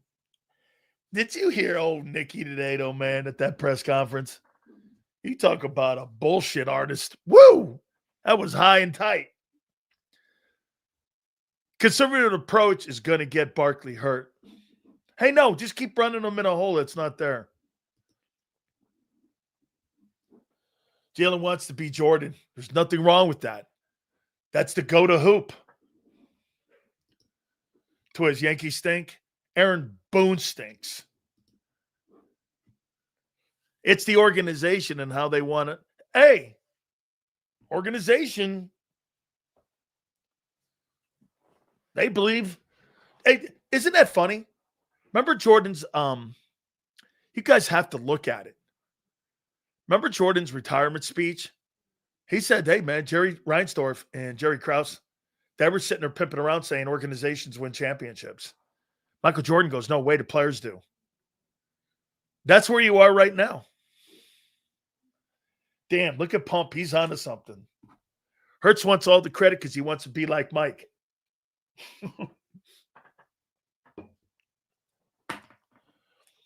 You think that's who AJ was singling out? By the way, Battle Royale, too, coming up. Hit the supers. Yankees have good players. Yankees have good players, one great player, and a shitty manager. Seals, Barkley must believe that they'll loosen up the D with the pass, making him more effective and efficient. Run Barkley off tackle over the dive. We'll see if Philly is the biggest liar this season. Where's Pump? Yes, Sills. AJ's talking about the quarterback. Pump! So we should start doing this. Jalen Jordan. Is that what it is? So is this like the last dance for AJ? Is that what we got? Man. Did you hear Nick go, yeah, our old line's playing spectacular. I was like, come again? Holy cow. Seriously, I didn't realize, until my buddy stood next to him, I didn't know Nick was 4'2". The guy's 4'2" because he's strolling around on his knees all day at the Nova Care. I thought he was a goalie and that Xander was helping him out as a goaltender. Was that Martin Bro Sirianni? Martin Bro Sirianni. Here, what was the other one? Before we get Xander in here, what was the other one? This is my favorite one. Big Z's coming up here next year. Here's my favorite one. So how do we get the play in on time? Well, you take the grill and you get the third-legged grill out, and what you do is you get the screw and you get the washer and you put it over. I would have had more fun listening to him tell me how to put a three-legged grill together than tell me how they can't get the play in on time. Holy cow. This is wonderful. So we're going to start this bad puppy up. Without further ado, by the way, please do me a favor. We'll hit all the super chats at the end of this. Battle Royale will be coming up in the next hour. Please hit that like button. And without further ado, boy, I'll tell you what. You talk about a man that has to go back and forth between John McMullen and Big Sills. I'll tell you what, he is the caretaker of JAKIB. And the two dudes that are here, he is my friend, Big Z, Xander Krause. What's up, Big Sills? How you doing, brother? I am doing great, my friend. All right. What does Vic do with Nakobe Dean? I guess sends him to the bench. It sounds crazy to say that a guy that played as well as he did, but I just don't. You're not taking off a first rounder in Jahad Campbell, who looks really good. I mean, he looks really good. You're not taking him off the field. You're not taking Zach Bond, who you just gave a big contract to, off the field. And you're not running a 43 or 3 linebackers on the field in the modern game in a Vic Fangio defense. So the alternatives would be put either Bond or Jahad at the edge and put Nakobe at linebacker, or Nakobe's on the bench and on special teams. I don't see another. Sometimes that's just the nature of the beast in the NFL. I don't see another. So maybe avenue. Injuries will predicate him getting on the field because they may have to use those. Bond. I'd rather put Bond out there. You know why? I put Bond out there because I think he's a veteran, and I think he has a skill set to be able to play outside. I'm not saying Campbell won't, but let me worry about that guy playing off ball first. Right. Let me worry about him playing I don't think off it's ball. appropriate yet. I don't think it's appropriate yet to bring him, to change where he's playing right now. So unfortunate for Nakobe, but I do think that's what it looks like. Now, I don't say that oh yeah, good seeing it. I like Nakobe. I was happy to see him come, do what he did last year. But the other variable here is that was a bad injury. That's actually an injury that many players don't recover from or ever play the same. It's not like an ACL, it's career threatening. Right. A lot more like an ACL, as bad as it is a lot more common in today's sport. And there's a lot more advanced science, I guess you could say, that gets those players back. What Nakobe's dealing with is a little bit of a bigger injury. So we're going to see, man. It's unfortunate, but I really I don't think he's going to be out there. I don't think he's going to be out there right away. Now, hey, maybe I'm wrong. We'll see. Okay, I'm going to ask you some questions here, and I hope you answer. I hope you answer me better than what I heard today. Nick is actually impossible to listen to. He's mastered it. I can barely take it. I barely can take listening to Nick. Why can't they get the play in on time? Yeah, Nick gave you a 14-minute answer about nothing today. I told you I'd rather have you tell me how to put a 3-legged grill together than tell me. Yeah, I mean, look, you got to be more efficient. You got to get the play in. You got to make quicker decisions. You got to get it in, and you got to let you. The other thing is these plays, as you pointed out the other day, we're on the post-game show. They're not like no. You don't get up and it's not John Gruden's offense. Yeah, they don't. So you got to be efficient with it, and you got to give Jalen a better chance too, because part of what his learning curve that he took on since Kelsey retired is more stuff at the line of scrimmage. If you expect him to be successful or get better at those things, you have to give him some time at the line of scrimmage. I've been on him because the one area where I think that Jalen can be better is the hot route stuff, because that to me is that done at the line of scrimmage by the quarterback. For him to be successful at that, you're going to have to give him some time, so they got to be better at it. Jordan Mailata is evidently on top of it, Big Sills. And if Mailata is on top of it, I'm feeling good. I like him. And they do got to get better at it. You're right. I like him a lot. I really do. I like Jordan Mailata, man. Me too. He's good. All right. Man. So let me ask you about the word ego. Oh, gosh. Okay. What ended the Dallas Cowboys run? Ego. Have you seen the bitching going back and forth between Bob Kraft and Bill Belichick this year about who gets the credit for the Super Bowls in New England? I know where you're going with this. Okay. Ego is the end of all great dynasties. Let me add to what we're seeing here this week. Do you think the Eagles are winning an epic They're winning at an epic pace. And A.J. Brown is 4-0, and he's fucking complaining about what? Not being more involved in who gets the credit for the wins? Or is it more about his numbers? You got both. Okay, so ego, and to some extent here, do you think the organization has an ego when they think that they win Super Bowls and that 52-20 record is it's theirs, naive. or do you think that's the players? So my question to you would be, how much is ego playing into this tug of war here a little bit with Jalen, with AJ, with the coaching staff? You know, everyone goes through it. I saw Jordan with Last Dance was predicated on ego because of Jerry Reinsdorf and Jerry Krause. Why wouldn't that happen here in Philly?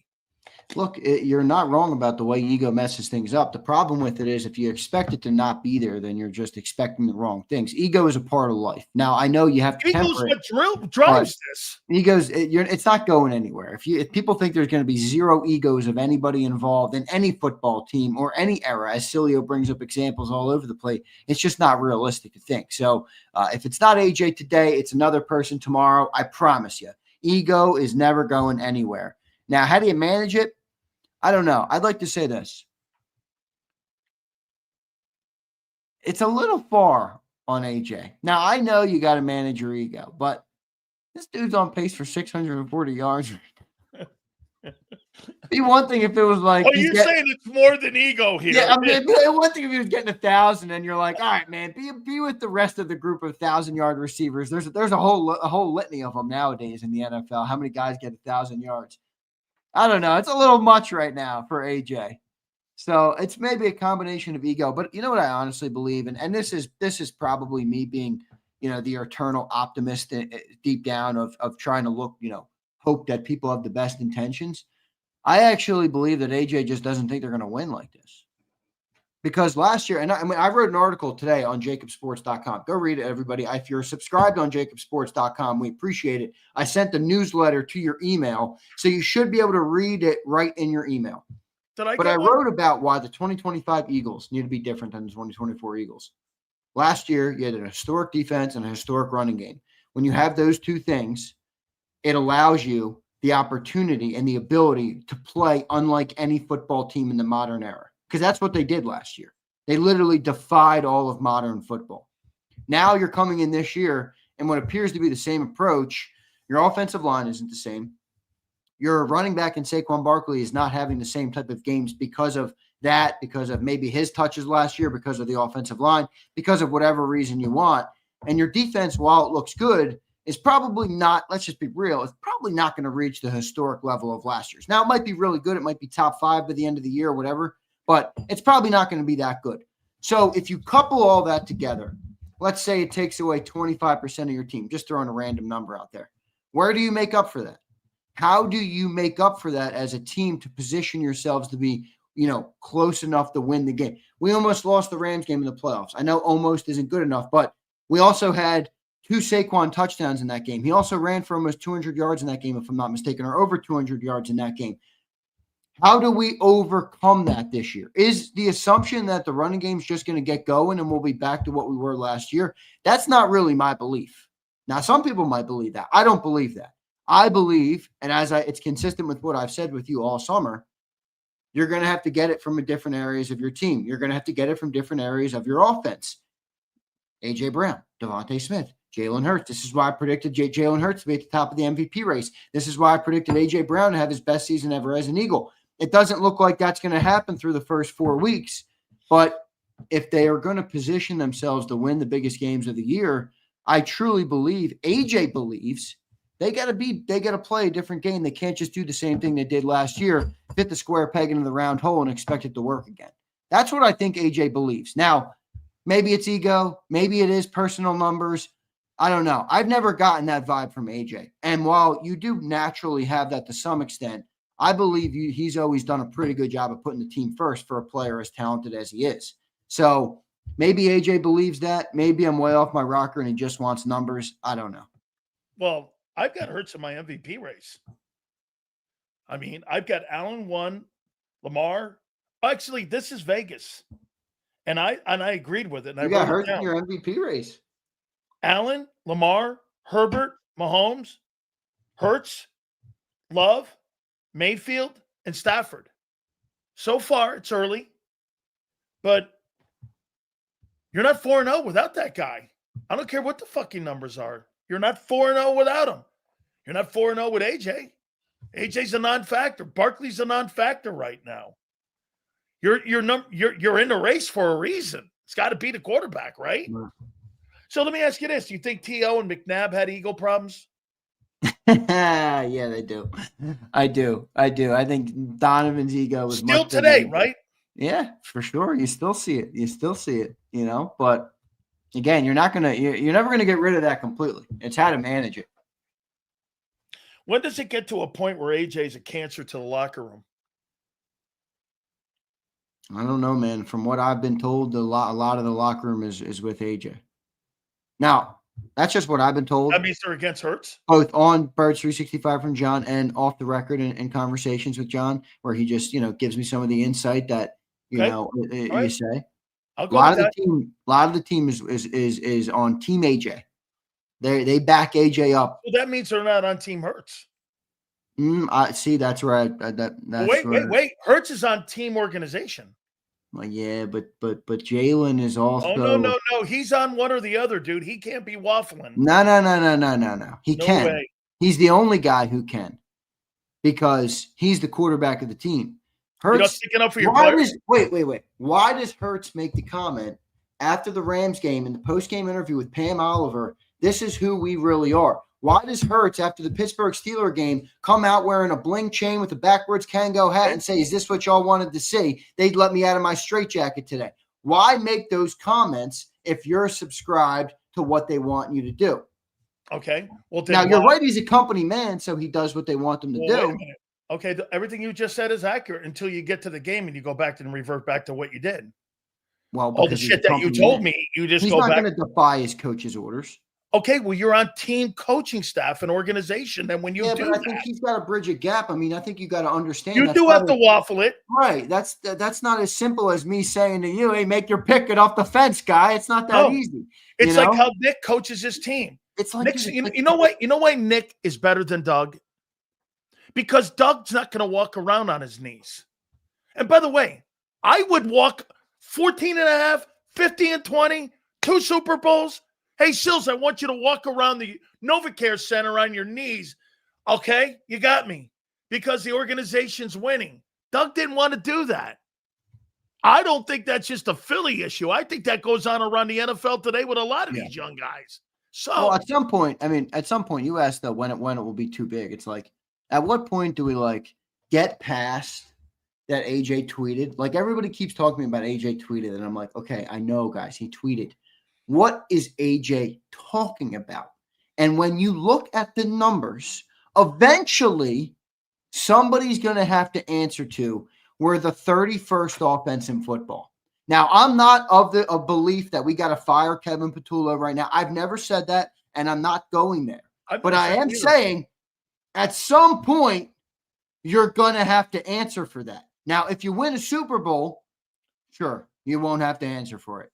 But if you don't win a Super Bowl, just like I tweeted out today, Brian Johnson, who had the 8th-ranked offense in football, got blown out.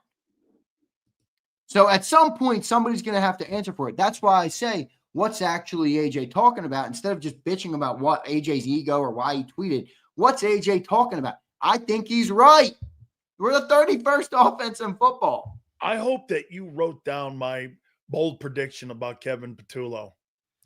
Let's see. You want me to pull out the Book of Revelation? Yeah. Tell me if I said something about Kevin Patullo in there. Because I thought I said week 6. They pulled the plug on him. You know what we got here, Sileo? Yeah. I thought we did. I thought I said something about him because I didn't think that was going to be as easy as a transition. Here is Sills' bold predictions.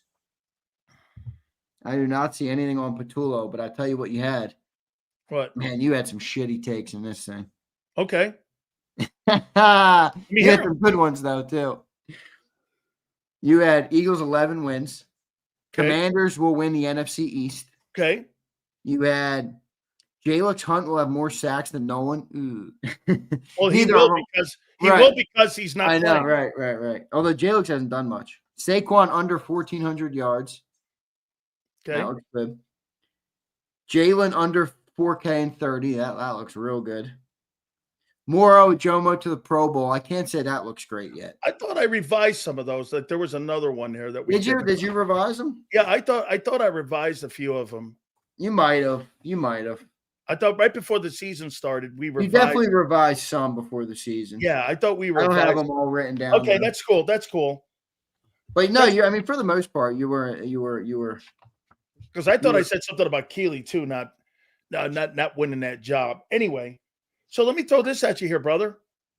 If the Eagles win and beat the Broncos and they go to 5-0 and AJ Brown has one catch for 9 yards, how do you think that's going to go on Monday? If AJ Brown has one catch for 9 yards, can't be. And you're 5-0. It can't go good, can it? Well, it depends. What's it going to look like? Does Devontae Smith have 150 or does he have 42? Does it really matter? Yeah, it does. Yes, it does. Because if they so you think AJ's speaking for? I don't think AJ's speaking for just himself. Oh, you think he's speaking for the passing game? Yeah. Yeah. Okay. All right. The 31st ranked passing game in the league. Let's just say for a second, and again, I hear you, fans. We don't like to play this game, but let's just say they don't block the kick. Let's just say CD catches the post, and they're 2-2. Every last one of you guys, me included, all right, would be on here absolutely grilling the Eagles offense. Every single one of us would be grilling the Eagles offense. But when you win, nobody wants to acknowledge that there might be some problems. AJ appears to be not afraid to admit that there's some problems. I think he's right. Should that role be Jalen Hurts and not AJ Brown? On most teams, isn't it the quarterback's responsibility to be the most vocal guy? How come Hurts isn't the most vocal guy? Every other organization, I don't hear wide receivers popping off like that unless the quarterback is the guy with the voice. So the voice of the team is not Jalen Hurts, it's AJ Brown? Since when? That's really rare in the NFL. Well, I've said this before. I think Jalen really does care about winning. And I think this is a great thing. But I think he cares so much about winning. He hears AJ and he's like, "Yo, you're right, man. But at the end of the day, man, I agree with Hurts, man. That's all I want to do." I agree with Hurts. I think Jalen's smart enough to know that he has to bridge more gaps than just win because he does have receivers. He does have guys that have to get paid. I'm sure he knows all those things. So Jalen is more of a politician in the room than any other position in the room. Well, let me ask you this. Nick Sirianni's got to be a politician. Yes. Howie has to be a politician to some extent. Yes. Kevin Patullo's a politician. They're trying to turn Vic Fangio into a politician. Why do you think they wouldn't want Jalen Hurts to be a politician? Yeah, he's a quarterback. And that's why Doug's fired. He's the spokesperson for the franchise in a way. By the way, you see him all over Jordan. That was one of my accurate offseason predictions. The face of Jordan is not Dakota Prescott. It's Jalen Hurts. I saw that rating for the Cowboy game on Sunday. It was 40 million people watched that game. Yeah, but that's the NFL. That's not Jordan. Wait, well, I'll tell you what. I see Sunday games all the time. I ain't see that number. I mean, 40's big. Is that what it was? 40? Yeah. Hey, wait, let me get it the right. Opener versus Eagles Cowboys. Yeah, no, it was number one. That was number one on Thursday night. I think this was number 3 for the year so far. They had big numbers on that thing. By the way, I want to ask you if you agree with. Oh, excuse me. It was 26-9 for Sunday Night Football. It was the 4th biggest number that they've had. Ooh, 26-9. That's a little low. It's the 4th biggest number they've ever had for a week. I'm used to NFL numbers. You hear 40. Yeah, I know. 40. Right. You hear 40 like it's nothing. Okay, man. So here I'm going here with this. Crazy how good the NFL does, man. Oh my God, dude! Look so much so that they don't even care to the point that they hire Bad Bunny for that. Dude, Wait a minute. Here's another one. Xander. They know that we're all so addicted to Yeah, football it doesn't that they matter. can toss Bad Bunny on the halftime Right. show. And we'll all bitch about it, and we'll sit there and watch this dude dance at Right. halftime. And nor do we care who you really put in there. Absolutely right. I will protest the Bad Bunny halftime show. I will not watch. Right. Here comes Fredo. He's not going to be happy with me for chirping Bad Bunny. I know we got some. We got to have some. We got to have some Latin Americans around here. That Latino America. Come on, man. We got to have some people in here that love Bad Bunny. That's what I like. A guy dressed. Somebody tweeted or they mentioned me. They sent it to me on Instagram. They're like, Zay, you love Bad Bunny. I'm like, Bad Bunny. He's Dork Bunny to me. Guy dressed in a dress singing Latin music. Yeah, that's for me. Yeah, right. All right, Xander. I threw this out. I said Kellen Moore last year did more to undermine the passing game of the Philadelphia Eagles than any coach that Jalen Hurts has had since he's been in Philadelphia. So much so that they have implemented the same approach that they did a year ago, that Kevin Patullo is not evolving the quarterback. And what's happened is that the running game has exposed the inept passing game of a year ago. And now you're worse. You said Kellen Moore? Yeah. You still bitching about Kellen? No, because they've carried it over with Patullo. Well, they have to this point. You know, the thing that pisses me off about it is that you see flashes. Yeah. And because you know why? The kid's good. Wait, because the kid's good. Right. But they don't believe that. Why don't they? You know, they don't believe he can consistently be good. You know what? That's my take. You know what pisses me off even more, though? They act like 22 didn't exist because they lost on a flag.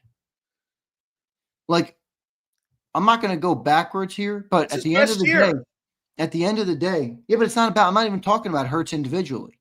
I'm talking about team success. They act like now the only way to win is this new identity they've established. And that's not the case. Just like you had to change up last year, you might have to change up this year too. And I've seen Jalen get second in the MVP voting with almost 4,000 passing yards and one of the better passing performances we've seen in a Super Bowl in recent history in 57 and lose the game, but you got there. Like, you can do it that way too. You don't have to only be, we only cannot turn the ball over. That is it. That's like come on. That's not the only way for this team to win. Last year to you and John, I can't remember if it was on the post-game show or if it was just you and me talking last year. I remember asking you or somebody, do you think that Saquon Barkley being on this team is going to evolve the approach and how they approach winning games? I never thought that they would take it to this fucking level. That you would rather run a guy in a hole that doesn't exist than get the ball to A.J. Brown. It's baffling. It's just fucking baffling that they just don't want to get the ball in their hand. Okay, let's do this. They believe that Jalen's limited in getting the opportunity to get him the ball.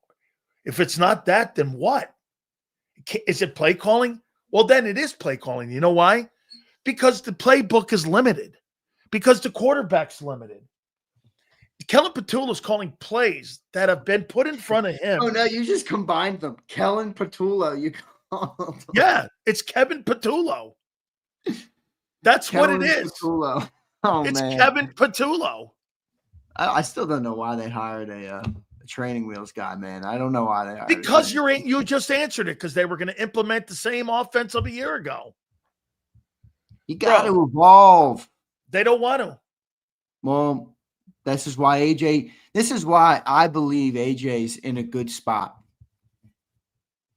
The media in the room is no longer allowed to push. I don't know if anybody's noticed that in this chat, but if you turn on the media and you listen to the people ask them questions, and me and Sills have talked about this at length before, where I'm not going to criticize them because it's how these guys feed their families, but you are not allowed to tote certain lines if you are in the Eagles building. Listen to those You're press not. Listen to those I guarantee you, I've gotten calls from the PR guy himself. Okay, they've threatened John McMullen to take away his credential because of we have a show on our network, Dan Sileo's National Football Show, that doesn't tote the line of everything that they want. So you don't have guys in the room that it used to be in the media. Like, dude, think about this. All right. In the media this week, Careful, after this game, I don't give a shit. What are they going to do to me? Fuck. After the game this week, there was legitimately a question about Jalen Hurts' outfit. What? He had 0 completions in the second half. And the media contingency, who whether you like him or not, is not the point. There was a question about his outfit, his cleats and his shoes and these different things. And one guy's like, we shared this bond with our cleats. And I'm like, all right, good, cool question and all, but like nobody wants to ask the quarterback what's going on with the offense that had 0 completions in the second half. That was fed by the PR director. That's my point, is that nobody asked these questions. So this is why I'm happy about AJ, because AJ's kind of our way to, oh, we got to be better. That won't last. Yeah, well, they're not shipping AJ Brown out. This city loves AJ Brown. They're not shipping AJ Brown out. All right. Did you love Doug? Yeah, that's true. By the way, we're talking to him next Tuesday, 4:30. So I would appreciate. I am maybe more excited for that one than anyone you've ever had on. Yeah, well, we have the man on himself. My editing crew, if you guys are listening, get ready for that interview next week. We're gonna need 25 clips of that bit, that thing. I can't wait, man. All right, what do you make of this Bronco team? I want to get. Let me tell you a little bit about him before you comment here. Oh, wait. Zeal asked a question here. I'm going to answer it real quick. He says, "Why do you have McMullen when you established his opinions can't be trusted?" That's not true. Exactly. That's not true at all. That's not true. At the end of the day, though, there is a line that John will not enter into. There's certain territories where they won't go. And again, Zeal, you might be upset at that, and I understand that as a consumer. I do. But I also understand that John feels, and we've talked about this, me personally, with John, so I've had this conversation with him. John feels as though he can't lose that credit. It's not worth risking your livelihood to it, real Zeal. It's just not. I get it. You want these guys to do it, but and I don't want them to. The world we live in now. The Eagles control it. Yep. They can kick people out whenever they want. And when you have that, just like Zeal, as much as there are certain things like my business is built on YouTube. I tell Sills all the time, I don't give a shit what you say about the Eagles, but don't mess up with the YouTube terms and services, because they'll blow us out of here and we won't have a show anymore. That's right. So as much as we might not want to do it, you have to bend the knee in certain areas. You know what Xander will do, just so we're I think John, by the way, to be clear on this, I think John is an amazing football man. I love listening to him break down the game. He's very different from his analysis and Sileo and different people, but I love John for has great opinions, in my opinion. And I don't really agree with your assessment that his opinions can't be trusted.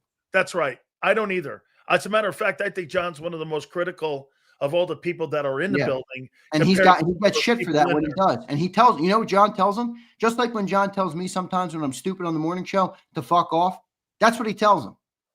Now, there's a certain line you won't cross, but he will tell him that. Well, so let me give you a little insight on this Broncos team. And then you tell me what you think of this Denver team that you're going to be playing at Lincoln Financial. So here's who they are on defense.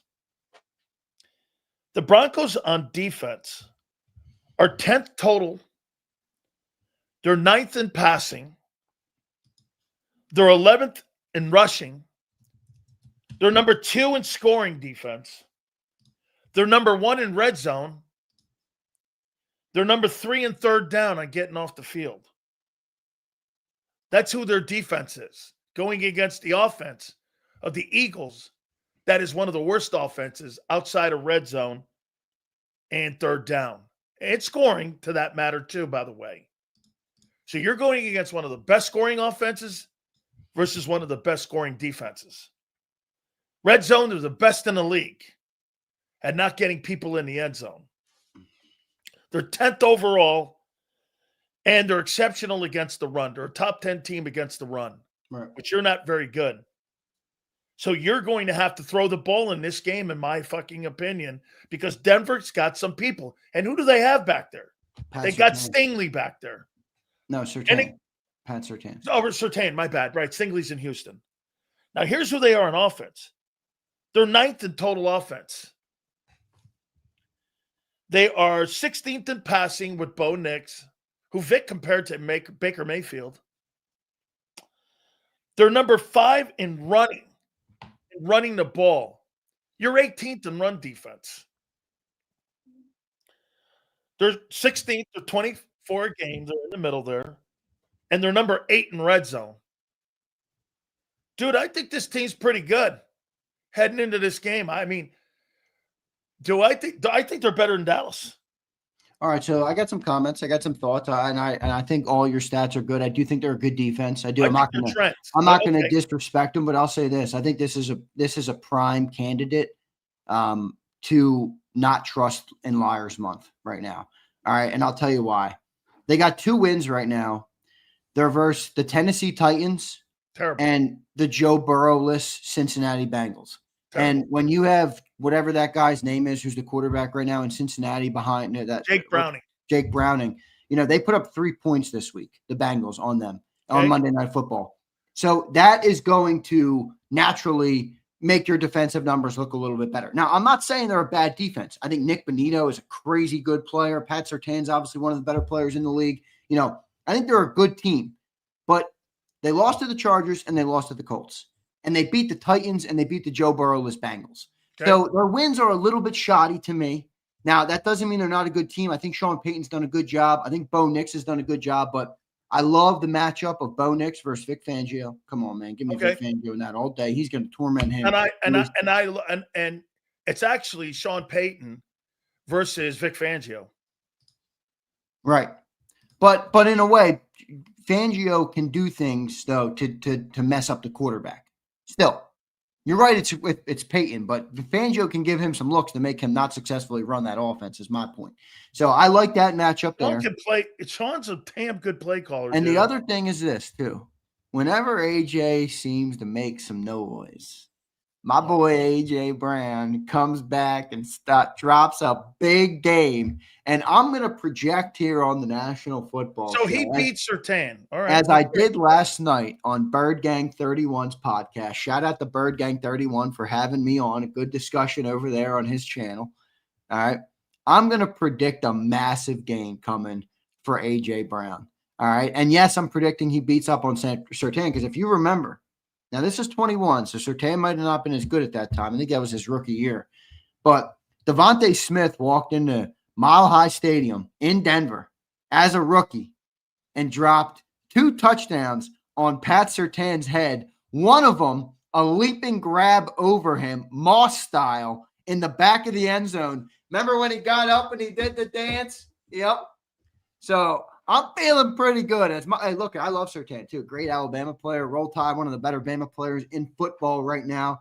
But I think A.J. Brown goes off this week, man. I don't think this Broncos team has enough to handle this Eagles team. I just don't. So what you just put out there, do you think Jets, Falcons, and Texans are good teams? Jets, Falcons, and Texans, no. Well, those were the records of the teams that the Bucs played on their schedule going into a game with you where they completely shut you down. Yeah, but don't you give Bucs a little bit more? Yes, a little bit more benefit of the doubt, and because I'm more of a believer. And Mayfield, right? Mayfield Bowles, they've been good consistently. They won the South last year. I think they get a little bit more of a benefit of the doubt than the Broncos for me. Now the Broncos had a decent year last year, and did they make the playoffs last year? Yeah, didn't they sneak in the wild card? I thought they snuck in, and Cincinnati was the one that was on the out. Yeah, right. Because they made it into the playoffs. Yeah, right. Yeah, they got throttled by the Bills. I think they got. Let me look it up real quick. I'm pretty sure though. Yeah, 2020. Yeah, they lost 31-7 versus the Bills. That's right. They stoned them. Yep, they got absolutely annihilated in that game. So sometimes my point is sometimes matchups when you go by a record, you have to be careful of something like that. And if I'm not mistaken, let me see here. So Vance Joseph is the let me see here, Broncos DC. I think it's Vance Joseph. Mark Holmes. He's in the chat before he roasts me. Let me make sure he's got the link. Okay. Yeah. Vance Joseph is their DC. Yeah, he's good. He's been around for a while. Good, okay. Yeah. So Vance Joseph versus with Kellen Patullo. I mean, how do you feel about that? Yeah, not good. Kellen And Patullo. Kellen Patullo. Kellen won us a Super Bowl, no? Dude, right? He improved that passing game. It was wonderful. I mean, No, he definitely didn't do that. He didn't do that. But you think Hurts turns it around? How about this? So that means if you're saying to me that AJ's having a big game, that means you think Hurts is having a big game. Yeah, I think Hurts is gonna have a big game. I don't believe Hurts is the problem. I'm sorry, but I don't. So many people keep trying to tell me that. Has Hurts been perfect? No. Has any quarterback in football been perfect? No. You're not Does Hurts sometimes miss a couple reads? Yes. He's a running quarterback. He's had the ability to make plays with his legs more than most other quarterbacks for the entirety of his life. That creates some habits. He rolls to the right. He makes plays out of the pocket. He runs more than most. But at the end of the day, every time we've needed him to step up in a big game, I have seen him able to do it. So I'm not, I don't believe that it's all on Jalen Hurts. I really don't. Do you have a problem at all with them not being able to run an NFL offense with your quarterback? It's not my favorite thing. I won't lie. It's not my favorite. But you compromise it by going, fuck, man, 20-1. Well, I compromise it by it's the quarterback skill set. And the quarterback has proven to me in the biggest moments that I can trust you. I've watched him in 2 Super Bowls now dominate. Like, I watched Donovan on a Super Bowl. He puked everywhere. I'm just saying, like, Dak Prescott looks awesome in week 4. He looks great in every single week 4 he's ever played in. That's Dak. Can you trust him in the playoffs? I don't know. Jalen Hurts has answered that question overwhelmingly to all of us. So I believe in Jalen Hurts, and again, I'm not going to sit here and be naive, though. I know he's not Joe Burrow. I know that the passing game sometimes has problems because of his style of quarterbacking. But at the end of the day, those are things we live with and we're good with. I've also seen A.J. Brown have 1,500 yards back-to-back years with the same quarterback. Okay. So the thought that he can't do it is just stupid to me. So how about if I trade A.J. Brown to the Chargers for Derwin James and a number 2 pick? Nah. Derwin, I need a young stud. Oh, well. How old's Derwin? Derwin James. He played at FSU like 8 years ago, man. He's got to be almost 30 now. He's 29. Nah. Harbaugh says he's the best safety. Give me a guy. This isn't going to work, but give me you want to make a trade with AJ? I need a player. I need a Pat Surtain. Now we're talking, baby. Would you trade him for Sauce Gardner? I was going to say Sauce Gardner. But they don't. Do they need a receiver? They got Garrett Wilson. They got the. They need a quarterback. Yeah, right. That's before they get a wide out in there. See, Daz brings up a good point. Derwin's the closest to Dawkins I've ever seen, but I don't know. I'm not. Look, I didn't know he was that old. I didn't know he was. Personally, for me, it's going to take a lot to move on from A.J. Brown. Look at Boulevards. Trade him for Isaiah Rodgers. No. Oh, man, we let that guy walk for $7 million. He's one of the best corners in football right now. Shit. Dude, he is the best graded corner in pro football, right? Yeah, that's impressive, man. Christian Gonzalez from New England. I need Gonzalez and a 1. Yeah. I think Gonzalez. I don't know if you're getting 2 number 1s for a $32 million wideout, bro. No way. And the money. 1. And the money. Right. That's what I said. $32 million wideout. Okay, yeah. And the money. And the money. JoJo's right, though. They're not trading A.J. Brown. Not right now. No way. Bro. After the year, it could be something that you monitor. Oh, wait a minute. Is this a weekly thing, or is this gonna be a weekly thing? So let me ask you this. No, if this guy continues to be an asshole until the trading deadline, he won't be topic of conversation. Only way he continues to be an asshole is if this offense is as inept as it's been. You cannot be the 31st ranked offense. Dear Lord. I know Eagle fans want to tell me we're 21. I know. But, we've had 59 NFL seasons. 57 of them, we didn't win the Super Bowl. And if we get our 58th this year and we don't win it all, I guarantee every one of you is like, Yeah, we should have had a better output from that offense. All right. I know it. 31st is unacceptable for this team, for this roster, for everybody involved. They know that. Anybody that says that's not a problem is lying right to your face, because Kevin Petula is probably looking at that number every week like, shit, man, we better win the Super Bowl. I'm fired. I'm headed back to the quality control room in Carolina. I got one for you. How about sending A.J. Brown to Jacksonville for Travis No, we're not Hunter? trading A.J. Brown. I'm not entertaining this. Travis Hunter. Why would they do that? Why would they do that? They just traded an extra first to go get Because you put A.J. Brown with Trevor Lawrence? No, that might look good. They just traded an extra first to go and draft him, dude. They basically spent 2 1s on that guy. They're going to turn around and move him for A.J. Brown? I'm looking for you to be good down there, man. That's all I'm looking. I'm getting – you wouldn't like to have Travis Hunter back there playing in your secondary next to Q? Q and Travis Hunter, your corners? Doug, you're going to the Super Bowl every fucking year if you got those 2 guys playing corner. Travis Hunter and Quinyon Mitchell and Cooper. Did you listen to Steve Spagnuolo talk about the Eagles offense? You love Steve Spagnuolo. You talked about him until you were blue in the head when we were playing him in the Super Bowl, Well, like he was the second coming. Wait. That's how you talked about Steve Spag. Did you hear what he said about the Eagles offense? 4 Super Bowls will do that for you, bro. I get it. Did you hear what he said about the Eagles offense? No. He said, don't worry about Saquon Barkley.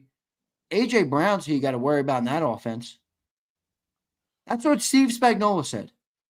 Well, too bad the Eagles don't think that. Yeah, right.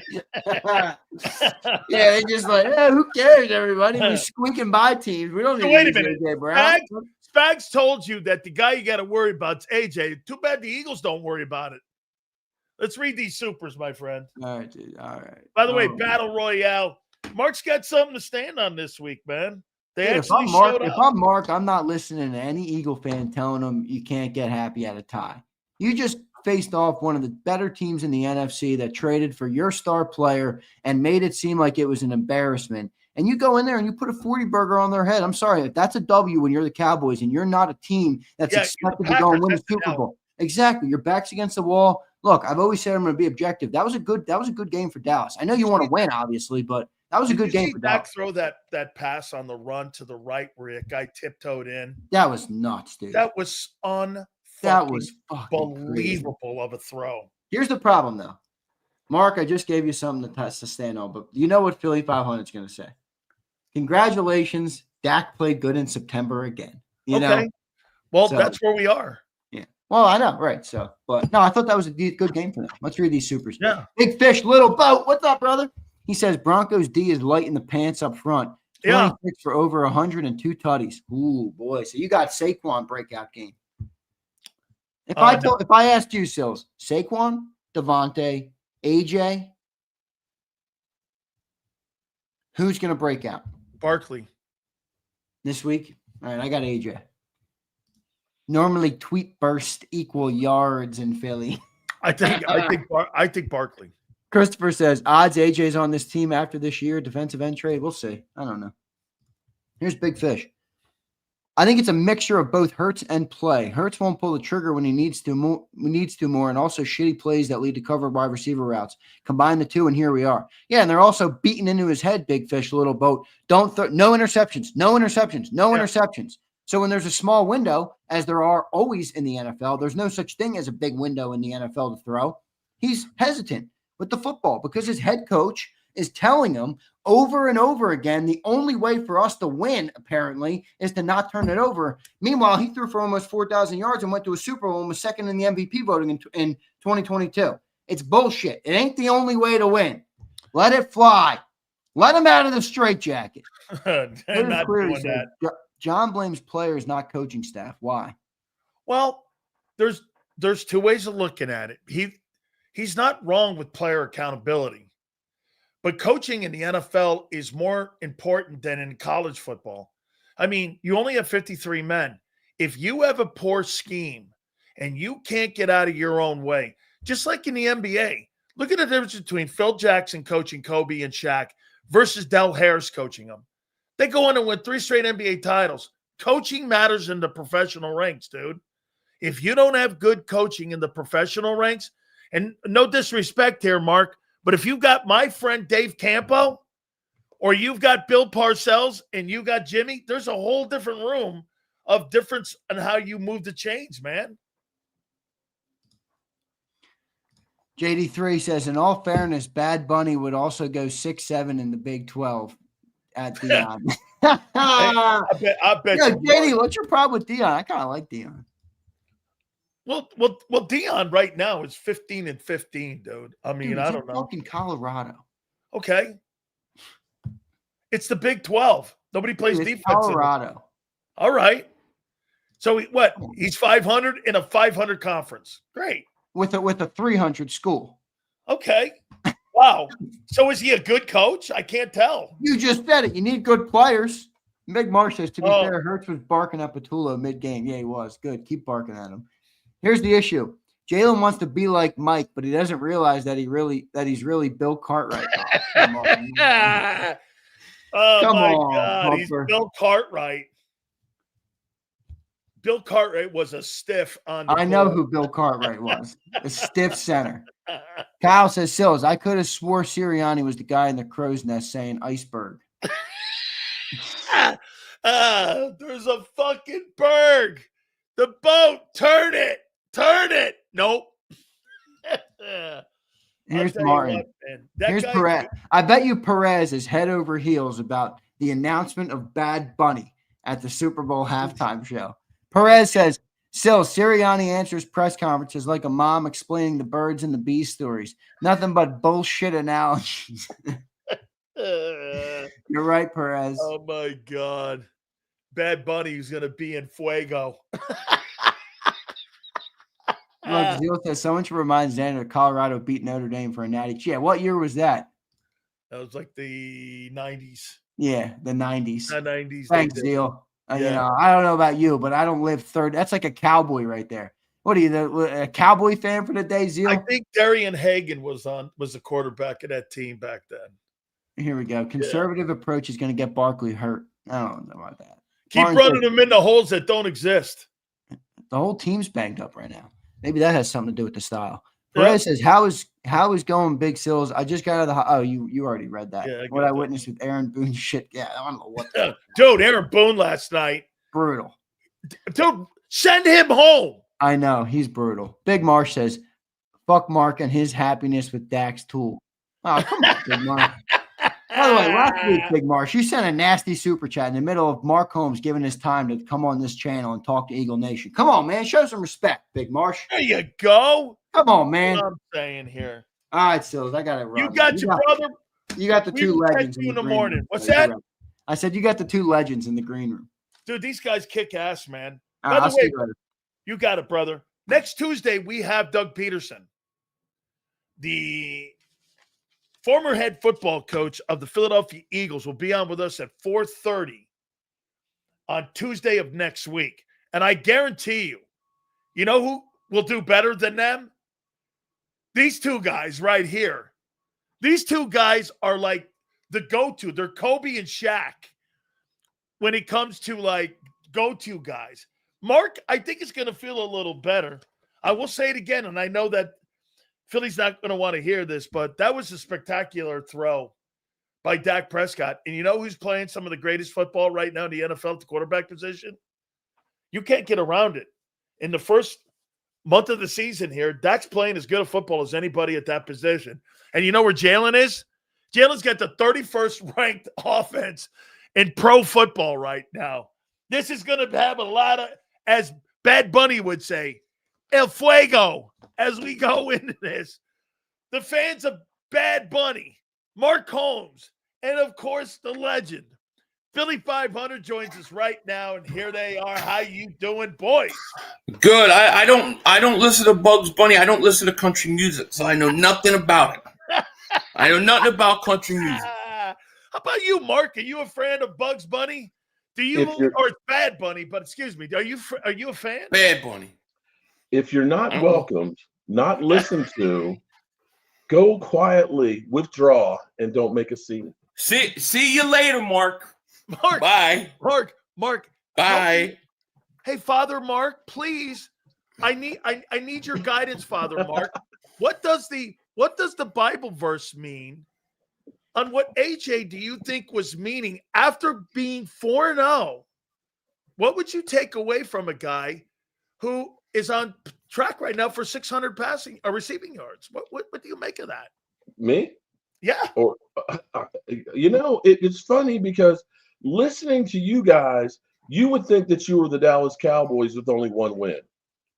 It sounds crazy. If you did not know what your record was between AJ Brown and his cryptic message, Jalen Hurts not completing a pass in the second half, and Saquon Barkley literally looking like Zeke Elliott with 3.1 yards a carry, you would think that this team is about to implode. I'm just saying. I thought that's the way I should feel right now. I'm actually feeling pretty good because it seems like you guys have more drama than we do. Man, Philly, there is drama in Philly, isn't there? Yeah, but I mean, look, I'll be honest with you. It's some of the most bizarre stuff I've ever seen. Isn't it? This team's 4-0. They beat the Chiefs, the Rams, and the Bucs. Right. The craziest thing about it, though, is I've never seen anything like it. It seems like if there's one thing, it's like the whole thing will explode. But it's here, crazy. guys, it's like a powder keg. You're both perfect for this because you went through this and still going through this, Mark, with ego. Is this here? Is this about getting credit? Follow me here on this. Now here, the Dallas Cowboy dynasty was ripped apart because of ego. T.O. and McNabb were ripped apart because of ego. You had Doug Peterson and Howie Roseman. Ego. You had Shaq and Kobe. Ego. Belichick and Brady. Is this where we are with the victors of success here, Philly? AJ Brown, again, you're right. It's 4-0. It's bizarre. It's bizarre. And it's not so much the AJ part. It's the way they've played and still won is what's bizarre. My take on the AJ Brown thing is a lot different than what we're seeing national media wise. I swear to you, I've seen divas before in the NFL.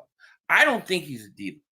I honestly think that he did this with the blessings of some of the offensive players on that team as well, because they are trying to get the attention of the coaches.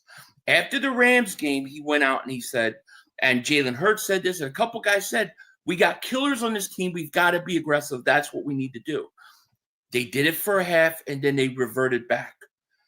I really think that he's smart, and he knew that if he put it in the media, the coach specifically would have to finally address it.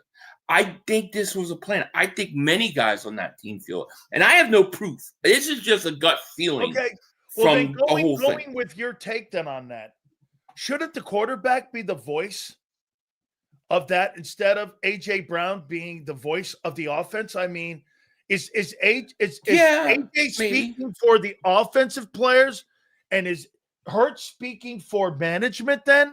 Because if that's the case, you got to divide in the locker room there. I think he's speaking for Hurts as well.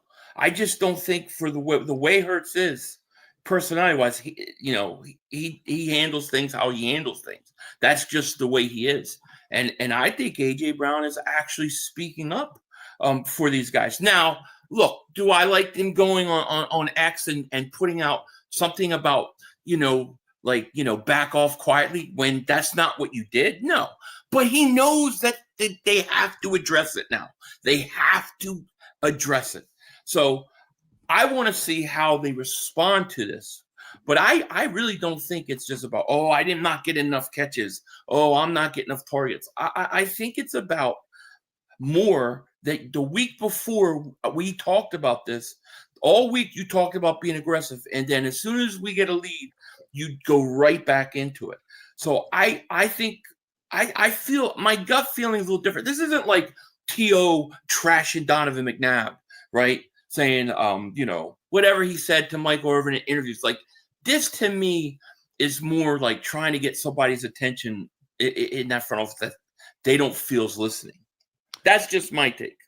Mark, I'm going to go to you now, and I'm going to go to your Sunday night game. By the way, 27 million people watched that game. Pretty impressive. 27 million folks did. And I got to say this to you. After the first 12 quarters, you're better without Parsons.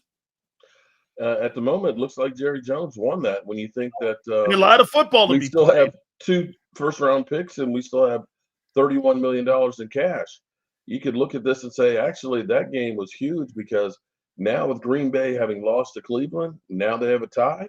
They may not end up being as good as we think they are, and maybe that draft pick's a little bit higher than we thought. And this actually goes back to something we kind of pointed out before.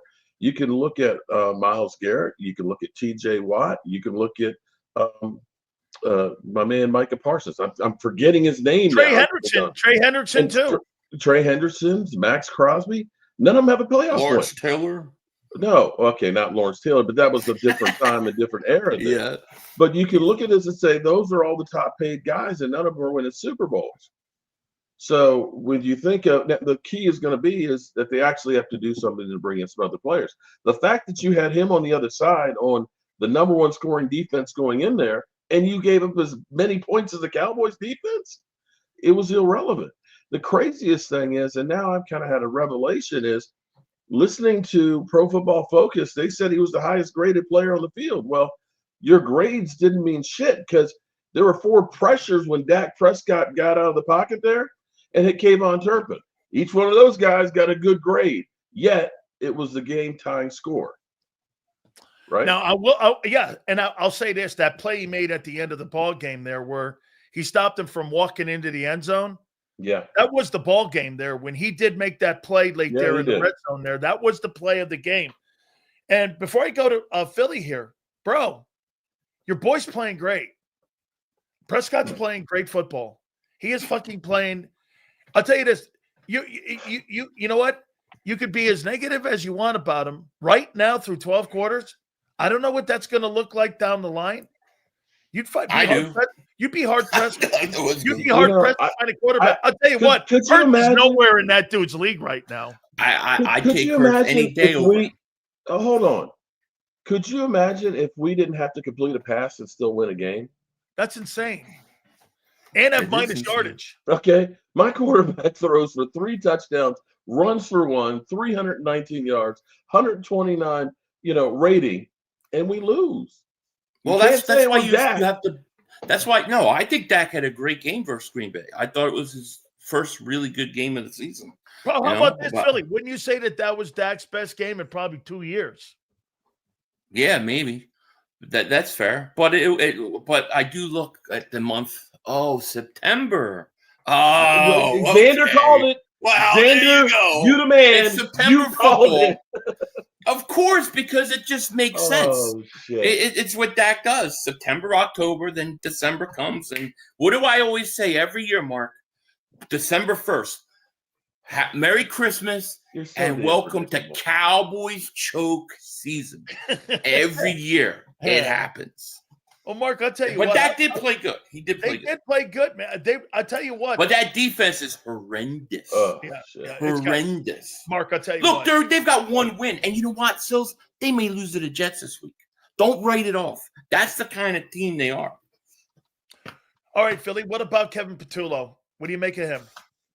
All right. So I'm still processing this because this is another take that I have that probably most people will disagree with me on.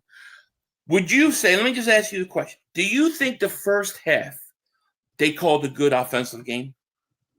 Yeah. Okay.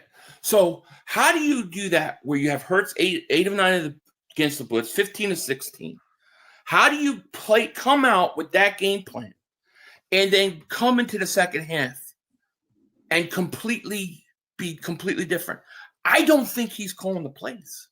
Or if he is calling the plays, I think he's extremely handcuffed. I think they went up 24-6.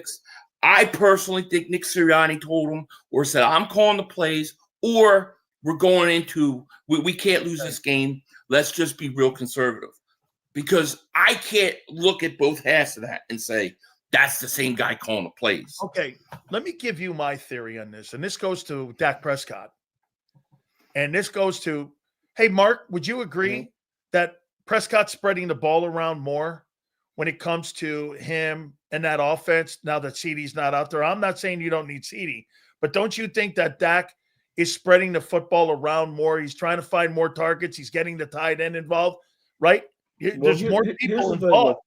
Here's the thing. You remember back when Emmitt Smith played? When Emmitt Smith rushed for like 100 yards, it was almost like butter. They pretty much won. And throughout Dak Prescott's career, when they hit 6 or more targets, 6 guys get receptions, it's like 78% times they win 78% of the time. So that's one of those key statistics for the Cowboys. Okay. I believe he hit 8 players in that game. Okay, that's what you really need to be able to do. Okay, keep the defense guessing. Here's what I think goes to what Philly and to what happened in the second half. You got a primary target in AJ. Most of those bullshit fucking targets they had for AJ in the second half, they were completely non-factor targets. You got away from Goddard. You got away from Dotson. You got away from spreading the ball around because you had to go to AJ to feed the guy because he was bitching on the sidelines and he was bitching to his quarterback and to the coordinator.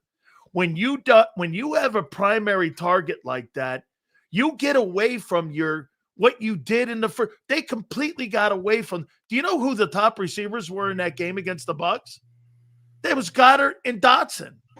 It wasn't the other 2 guys, and they got away from that. Philly, that's why I think sometimes the bitching cost them in that second half, and that's why the passing became too predictable.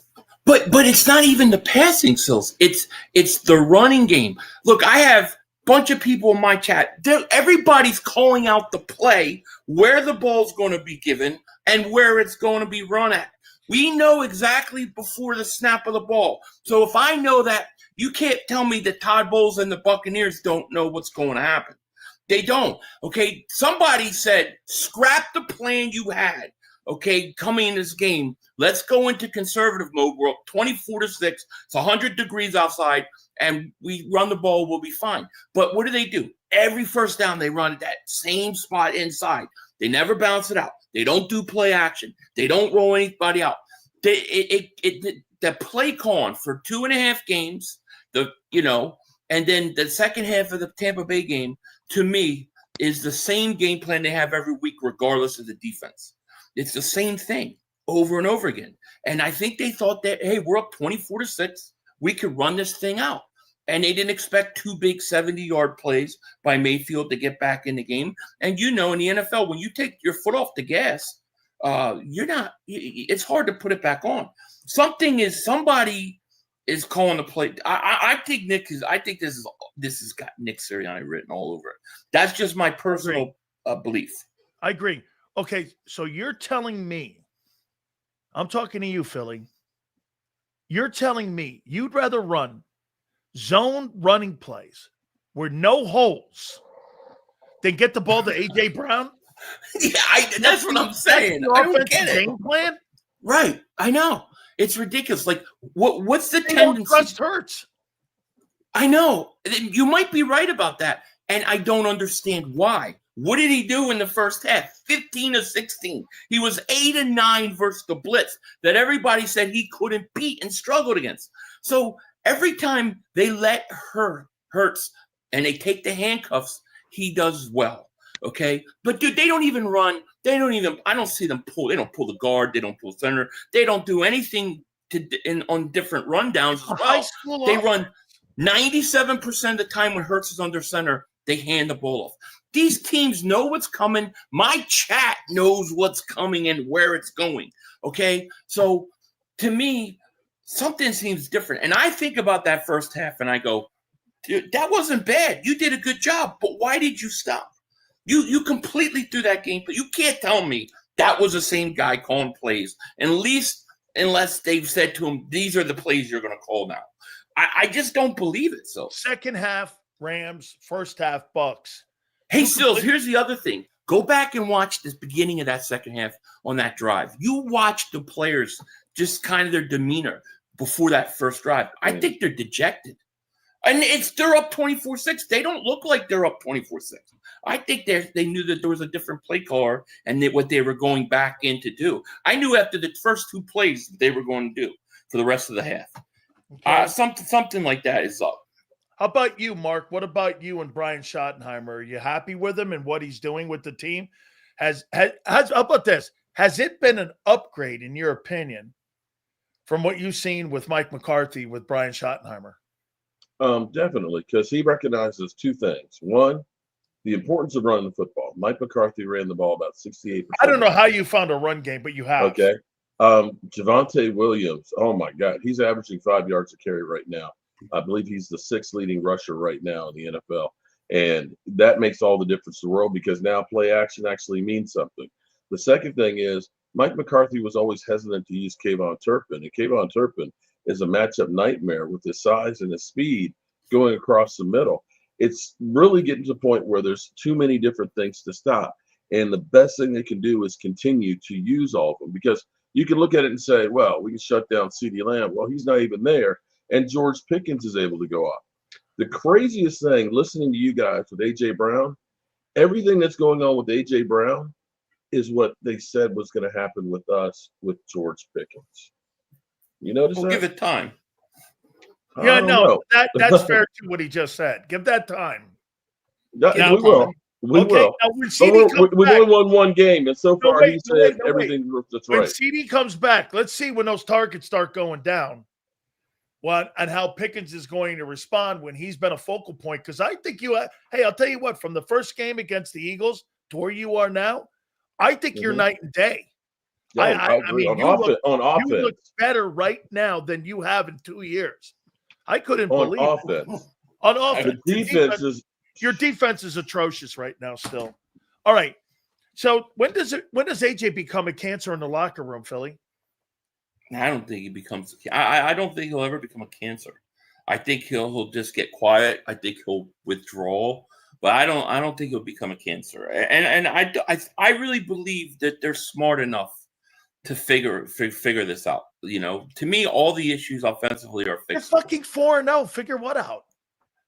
Figure out how to be more consistent. Listen, they're 4-0 now, and it's great. I say at the beginning of the season, pile up the wins. But you and I know you can't go into December and January with this offense playing so inconsistent. So they had no passing yards in the second half and still won. Incredible. And still won. Okay, I mean, look, this is a really good team. I think it's really good. I think the defense is getting better. I just think they've got to fix the offense, and I think it's fixable. The problem is, you know, there's a few things. I don't think it's always one thing, right? I think your Dickerson's hurt. I don't think he looks right. I don't think Cam Jorgens has been either he's hurt or he ain't right. So the offensive line has struggled some. That hurts, right? But I also think a lot of it has to do with the handcuffs they put on Jalen Hurts in the passing game. And they've got to open it up. And if they do that, I think they'll be fine. So let me go with both you guys here. So the official trends are out now. Cowboys have the number 1 total offense in pro football. Here's the Eagles. And again, it's 16 quarters here, okay? You're 30th. The Eagles are 30th in total offense. Passing offense, the Cowboys are number 1 in pro football. The Eagles are 31st. Rushing. This is where I think I agree with you on the passing. I'm going to make a point to you here in a minute, Philly, here. Rushing, the Cowboys, like he said, have actually improved. They're not spectacular, but to where they were a year ago, they're now 12th. And the Eagles, and here's your problem. You're 16th where you were 2 or 1 last year. So where I'm going with this is that's the problem there. Okay. That's the problem because when last year when Barkley's running these big 50-yard runs, it hides and masks a lot of the deficiencies and stuff they were doing. That's right. In the passing game. Now it's more apparent. But, you know, you have to adjust. Teams obviously adjust to you. You have to adjust. I don't see them run Barkley outside at all. I don't see them pitch out to Barkley. It's always the same spot, Sills. I'm going to go and give you Mark Holmes a year ago, and I'm going to say this to you, and you tell me if you agree or disagree. I think Kellen Moore did more to the underdevelopment of Jalen Hurts as a passing quarterback a year ago, and it's carried over, and that's why they didn't hire somebody from outside, and they elevated Kevin Patullo, and you're worse than a year ago. And the run game has exposed the passing game that this guy here, again, he's winning. You're not 4-0 without him. There's no way. I agree with you. You are not 4-0 without Jalen Hurts. No. But We can all Kellen agree Moore on didn't that. do shit a year ago, dude, to create the passing game and help the quarterback evolve, because it's gotten worse this year because your running game is not effective like it was a year ago. I don't agree with that. If you can't get the ball to A.J. Brown, there's a fucking problem. I don't think that Kellen Moore did that. I think that Nick Sirianni did that. Oh, you think Nick did that? Okay. Yeah, I think the Eagles have gotten ultra conservative to like an extreme that you don't need to be in. And teams obviously are going to adjust to what you do. And then it's your responsibility to adjust to what they do. And what defenses are really telling you right now, you're going to have to throw the ball to open up the run. You're going to have to run some different ways. You're going to have to do some different things. Maybe, run a play action. I mean, how many times do they even throw on first down? So they've got to change it up. And Sirianni, he's like, don't turn over the ball, and we're going to win this game because we're going to win without making mistakes, which I get. I mean, of course, you don't want to turn over the ball. And they see Hurts not turning over the ball, and they're winning 20 of 21 games. So I get that point, but I don't think it's sustainable. At some point, you have to take the handcuffs off Hurts. And when you do that, you'll take it off the offense. If they would have came out in the second half and they would have been as aggressive in that first drive as they were in the whole first half of that game, they go down and score. Then you want to get a little more conservative. The game would have been over. But, their conservatism will at some point come back and haunt them. I agree with you. And let me go over to you now, Mark, here on your defense. A couple more guys. So, listen, your offense and what Schottenheimer has done has been remarkable. By the way, also, when it comes to the Eagle defense, there's no doubt that Vic Fangio is worth every cent that he has here. But here are the Cowboys again. So the Cowboys are last in defense, in total defense. Bro, you're last in total defense. You're down at the bottom at last in pass defense. I mean, in rush defense, the deal that you were supposed to get better, you improved a little bit from a year ago because I think you were 28th. Now you're 20th. I mean, is this sustainable for you to be a playoff team when you have the worst defense in pro football? No, it's not. And this is the quadri for me is I look at our team and say, we might win 9, 10, 11 games, but you're not going of the offense. Because of the offense. And in the end, you're kind of stuck in purgatory because you're not good enough that you can make a run, and you're not bad enough that you're going to get the impact players. So you're at the point of, do you go out and try and make a major move to try and help this defense? But right now, the reality is Diggs is washed. I don't know that he'll ever be anywhere close to where he used to be. You got Deron Bland, who maybe they shouldn't have paid him because he's had the injuries. And beyond that, your linebacking core right now stinks. So Jack Sanborn, everybody was hyped up about him training camp. The guy is slow. He can't cover. And Kenneth Murray is average at best. Your defensive front is better, but you've got no edge rushers where you're getting pressure. So there's holes throughout that defense. There's rumors, of course, that Max Crosby is wanting out with the Raiders. And, of course, anybody who's a name is going to be, of course, the link to the Cowboys. But I don't think that that's going to happen. Well, they got the money now. Max Crosby. They got the money. We got the money. We got the draft picks that we could trade for him. Yeah, you could. We got the Howie. Well, you got the Howie. So there you have it. Call him up but because Max Crosby would be perfect. The reality is your defense, you don't really need a whole hell of a lot when you got an offense that's like that. So if you could get 2 stops a game at this point, it would be a hell of a lot better than what you got right now. But when you give up 450 yards to Russell Wilson, you ain't going nowhere. No. Here, Billy, a couple more here for you. Is this A.J. Brown's last season in Philly? Mm-hmm. No. 2 more years. Or still yet to be written? Yeah, I think it's still yet to be written. I think a lot of it has to do like how this would escalate. If I think I know what I think, I don't see him out this year. But I think 2 more years. 2 more years. How I about think he's this? gone. You go to 5-0 and he has 1 catch for 9 yards. How do you think that's going to go Monday? Well, he's going to be frustrated, but I don't think it's just him. I think it's the whole. You don't think Devontae Smith's not frustrated or Dallas Goedert's not frustrated? I mean, I'm sure all these guys are frustrated. Okay, Barkley's been really quiet. Frustrated? Is the quarterback frustrated? Yes, that's my point. He's frustrated too, but it's not in his personality to handle it a certain way. It's just not. And I think AJ is speaking up for the team. Listen, I do think Nick Sirianni. I do think they will adjust. I do. I really, truly believe that they will get this thing fixed. The next 4 weeks, I think, is very important because you got Denver, Giants twice, and Minnesota. This is the point where you've got to change it up. If you go into December and the same problem, then you're gonna have a big problem. Mark, you think Dak's playing better ball right now than Jalen Hurts? They're both playing great. I mean, as much as it hurts me, because let's be real here. Listen, without Jalen Hurts, your team is over 4. For the record, he's holding that offense together. I have him in my top 5 for the MVP race, Jalen Hurts, even with those limited numbers. Here's the thing. And on the flip side, Dak is doing the same thing. Great. We're not getting the victories. But without Dak, what do you think we would be with if we had J.J. McCarthy in our offense? Pick in the draft. Thank you. That's what I'm saying. So you can't, Philly 500 can say September all you want. Dak is playing incredible with his arms. I didn't look that great against Chicago.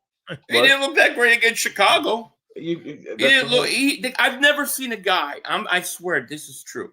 Go back and look. I've never seen a guy that has thrown so many perfect interceptions, easy interceptions, have them dropped. Never seen it. I've never seen it. Since your guy doesn't pass, he doesn't have that problem, does he? My guy went 15 of 16 against the Buccaneers. My guy can pass. My guy's what you talk about. Maybe they don't trust Hurts throwing stills. Well, I mean, don't you think at this point it's crazy? He's proven himself that he can. I mean, against teams but the only the second half of the Rams. Okay, that's fair, but right, the 2 Super Bowls. Hold on for a second. I mean, if that's all true, then why doesn't his own coaching staff believe him? Seriously. Every time I have a problem with that. If it's 3rd down and 10, I have a problem they're running the ball and basically giving it up. Right. If they get 3rd and 12, they do it. Everything. If he's everything that Philly's saying, why doesn't his own coaches buy it? I don't think it's that they don't buy it. I think that they've bought into this really ultra brand of conservative football. Well, we'll run Barkley. He'll make the big runs. We'll get a lead. We won't turn over the ball, and we'll win because the other team makes more mistakes. And they're taking it to such an extreme that it's now affecting certain things, especially on the offense with this team. I think they just fell into this trap of ultra conservatism instead of taking a handcuff. Maybe there'll be a better team when Barkley's not on it.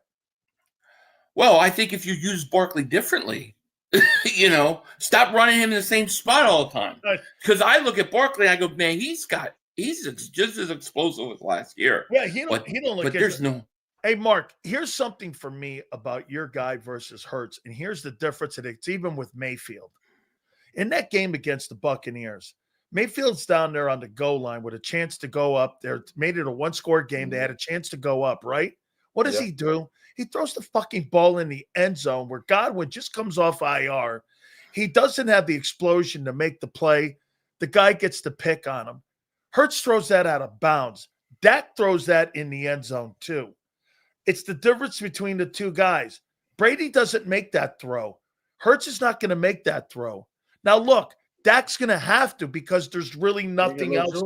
I got it. But that's the difference in the quarterbacks. Hurts is more concerned about turning the ball over to making explosion plays. I can't think the last time he's made an explosion play, Hurts. Well, but see, my point is that there's nothing wrong with that, right? Throw the ball away if there's no play there. But you've also got to have a feel for the game. I could tell you that the first 2 plays of the second half, I knew that the second half was going to be a problem. Just from those 2 plays, you could feel it. And they've got to loosen the reins with him. You know, if he throws an interception, you know what? Every once in a while, you got to live with that because you're stifling your offense. There's too many good players on it. They should be putting up tons of yards. And if they start, and they got to go against tendencies, okay? 90% of the time you're running on first down, the team knows you're doing that. So, like, why not go away from tendencies? Why not a play action, roll out? Why not take a shot deep every once in a while? They do the play that play on the tush push, right? When they faked it and get barred. I mean, it was great because their tendencies are so often one way. I think that this is about the coaching. And I don't know who's calling plays, but I don't think it's the same guy. I think Sirianni is dabbling in this, or he's handcuffing his own offensive coordinator. And I think they're all frustrated, including Hurts. And they're going to have to loosen the reins if they want to make a run.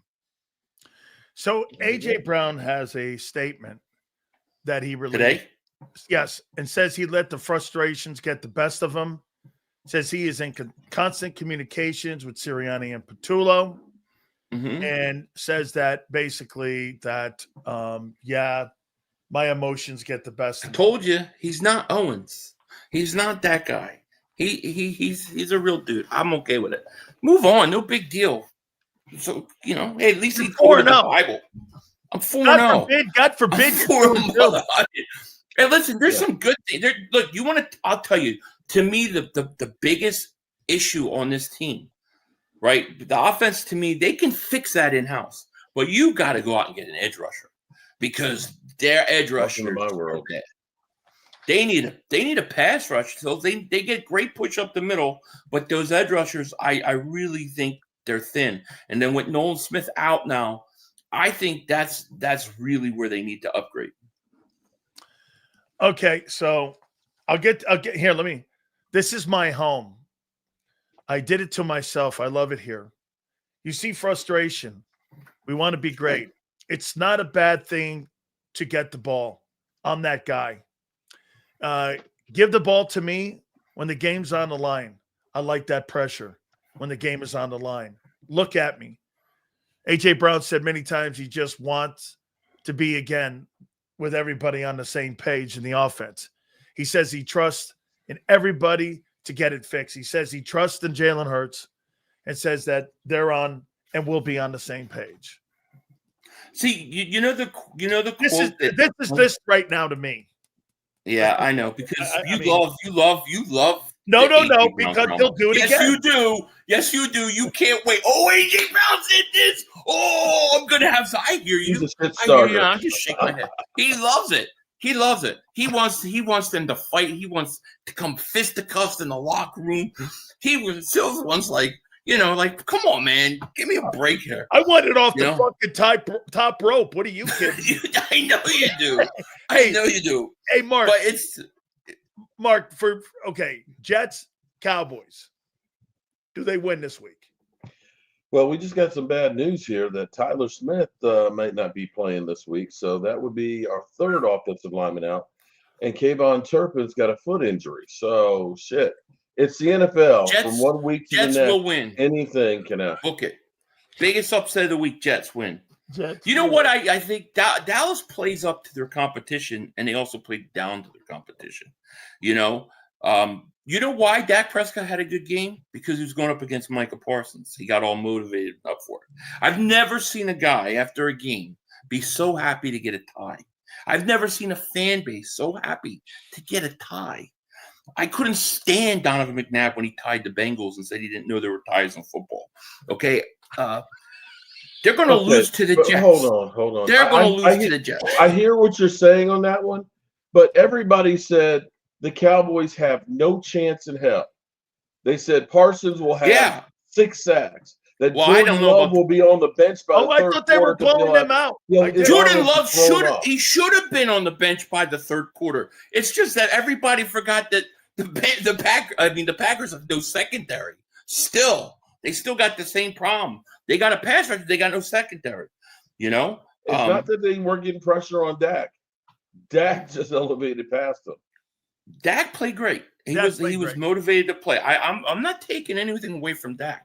Hey, but I noticed that they don't play good when the competition is not so good. They play down to their opponents and they play up to their opponents. Hey, Mark. That's what I think. Let me tell you about Queen A.J. Brown. You should see him, man, sitting in front of his locker with all the media around him. They're all sitting there. They're all like, I love A.J. Brown. I love A.J. Brown.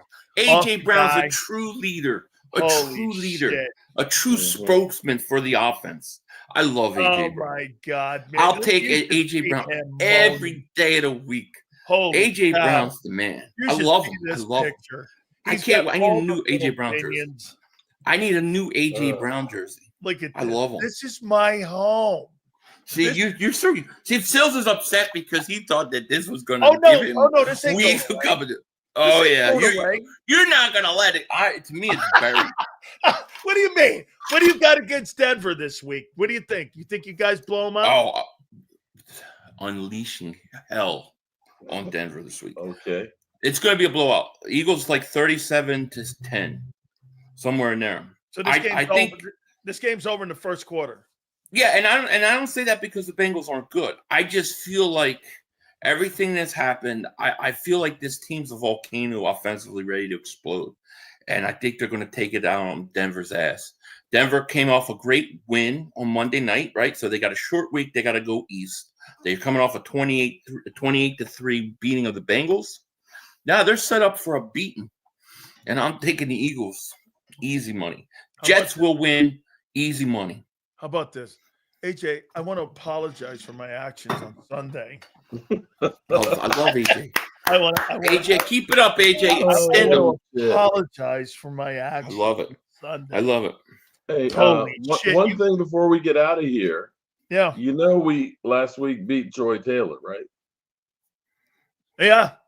Oh yeah. You guys had 60. You guys killed it last week, bro. Really? You're gonna kill. You guys kill everybody, no matter if it's Ice Cube or whatever. I mean, they want to see. I don't know what the hell's wrong. I don't know what the hell's wrong. I can't see the draw myself. I'm with you too. I don't know why they want to watch me. I'm with it. I don't get it. I don't understand either. Guys, you guys are legends, man, and I can't thank you. Thank you.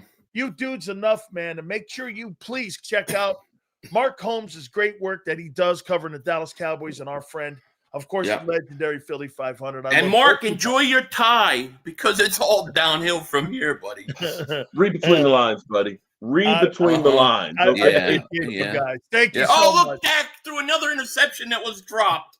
Oh, look. Jalen Hurts didn't have any yards in the second half. Hey, look, Jalen Hurts still undefeated. Oof. Crazy, God. Crazy too. Guys, I'll catch you. Thank you, man. Appreciate it. Oh, I apologize for my actions. This is fucking beautiful. It's like two chicks, man. Yeah. This is my home. I did it to myself. I love it here. What are we talking about? We're talking about a football team that's 4-0. You see frustration. Okay. We want to be great. I know. Everything he's saying, I know. It's not a bad thing to want to get the ball. We know this. I'm that guy. We know this. Give the ball to me when the game is on the line. Well, they're trying to. I like the pressure. Wait a minute. Get the ball to me when the game is on the line. Hang on for a second. They haven't been able to get the ball to him. AJ needs to stop acting like we are stupid. The tweet wasn't directed to anyone. No shit. It's a fucking bullshit comment that he made. It wasn't directed at anyone. Now we're walking it back because Bob Lang and everybody went in there and smudged it over. Then why tweet it in the first place? Exactly right. You're not stupid, JD3. I mean, come on, man. Holy shit. You're buying that bullshit? It's not directed at anyone. Hey, I agree. I think I buy his apology. I completely agree with his apology. I don't give a shit about that stuff, man. Hey, get this. So it wasn't directed at anyone, but I thought I would tweet something out that made an innuendo thinking that somebody in the organization was at fucking fault. Okay. Man, you'll believe anything. Hey, really. You believe anything. Are we under the impression that this is not going to happen, not again? How many people think if that guy has one catch for 9 yards, what happens on Monday? Okay, I'm going to make a bet here. I'll bet you anything that you want that he blows up again by the end of the year. Because of the ineptness of the offense. Wait a minute. The direction of the offense. You want to bet? So this guy's bipolar. One day he says this. The media gets to, or the PR guy gets to him. They revise it, and now we're here. And you blow up, you buy it. And then you listen to Nick's word salad today, and you fucking buy that. Okay. Holy shit. Hey. Unbelievable. Of course you buy that. All right. Let me pay some bills here. Big Sills here, my friends, and I appreciate you coming here. We'll talk more about it when we come back out of the timeout, by the way. The number one injury law firm in all of America is Morgan & Morgan. With over $30 billion recovered, Morgan & Morgan is the number one injury law firm in all the world, let alone America. And we appreciate them being aboard the program here. We thank you for being a major sponsor to the Dan Sileo show here, the National Football Show. We thank you guys so much, man. Great stuff. Thousands of attorneys from coast to coast defending families like yours. Do me a favor. Go online at forthepeople.com/Big Sills or Pound Law 529. That's forthepeople.com/Big Sills or Pound Law 529. And do me a favor. You tell them Big Sills sent you. This is Eric. When he got injured in a car accident, he called Morgan & Morgan. He not only gets a lawyer, he gets trial lawyers like Sam and Jessica who are in it to win it. He gets his own investigators with briefcases, leather ones. And if you ever have questions, our customer service folks keep things rolling. Injured? We're your army. Morgan & Morgan, America's largest injury law firm. Ignite your nights with free live entertainment daily, only at Live Casino and Hotel Philadelphia's Center Bar. 7 days a week, enjoy some of the region's top party bands, performers, and DJs as they take the stage in the heart of the casino action. Great cocktails, live music, and lively moments. It's all happening at Center Bar at Live Casino and Hotel Philadelphia. Visit livecasinophilly.com for more details and the complete list of upcoming events. Must be 21 or older. Gambling problem? Call 1-800-GAMBLER. This is Eric. When he got injured in a car accident, he called Morgan & Morgan. He not only gets a lawyer, he gets trial lawyers like Sam and Jessica who are in it to win it. He gets his own investigators with briefcases, leather ones. And if you ever have questions, our customer service folks keep things rolling. Injured? We're your army. Morgan & Morgan, America's largest injury law firm. Welcome to the Jet Setters and the High Rollers, to the Shot Takers and the Tastemakers. Welcome to the Viewfinders, the Thrill Seekers, and the Night Owls. Welcome to everything you could possibly want on one 5-mile island. Welcome to the Wildwoods. Book your stay today. In our hometown, we all look out for each other. We go the extra mile to lend a helping hand. We step up to keep our communities going strong. And at Independence Blue Cross, we're here to keep you going strong. We've been deeply rooted in our communities for more than 85 years. And that connection to members has earned us our spot as the #1 health insurer in the region. So while you look out for your neighbors, know IBX is always looking out for you.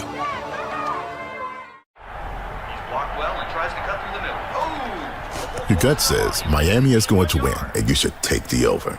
Your gut also said your NFT selfies would only go up in value. They didn't. But your head is on Sports Grid and knows the QB is in concussion protocol. The backup has a 45 QBR against the zone coverage.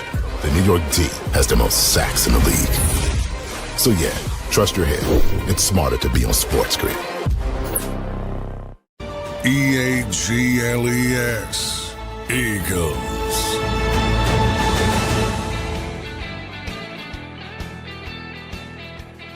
Big Sales National Football Show. Please hit the like button. We appreciate you.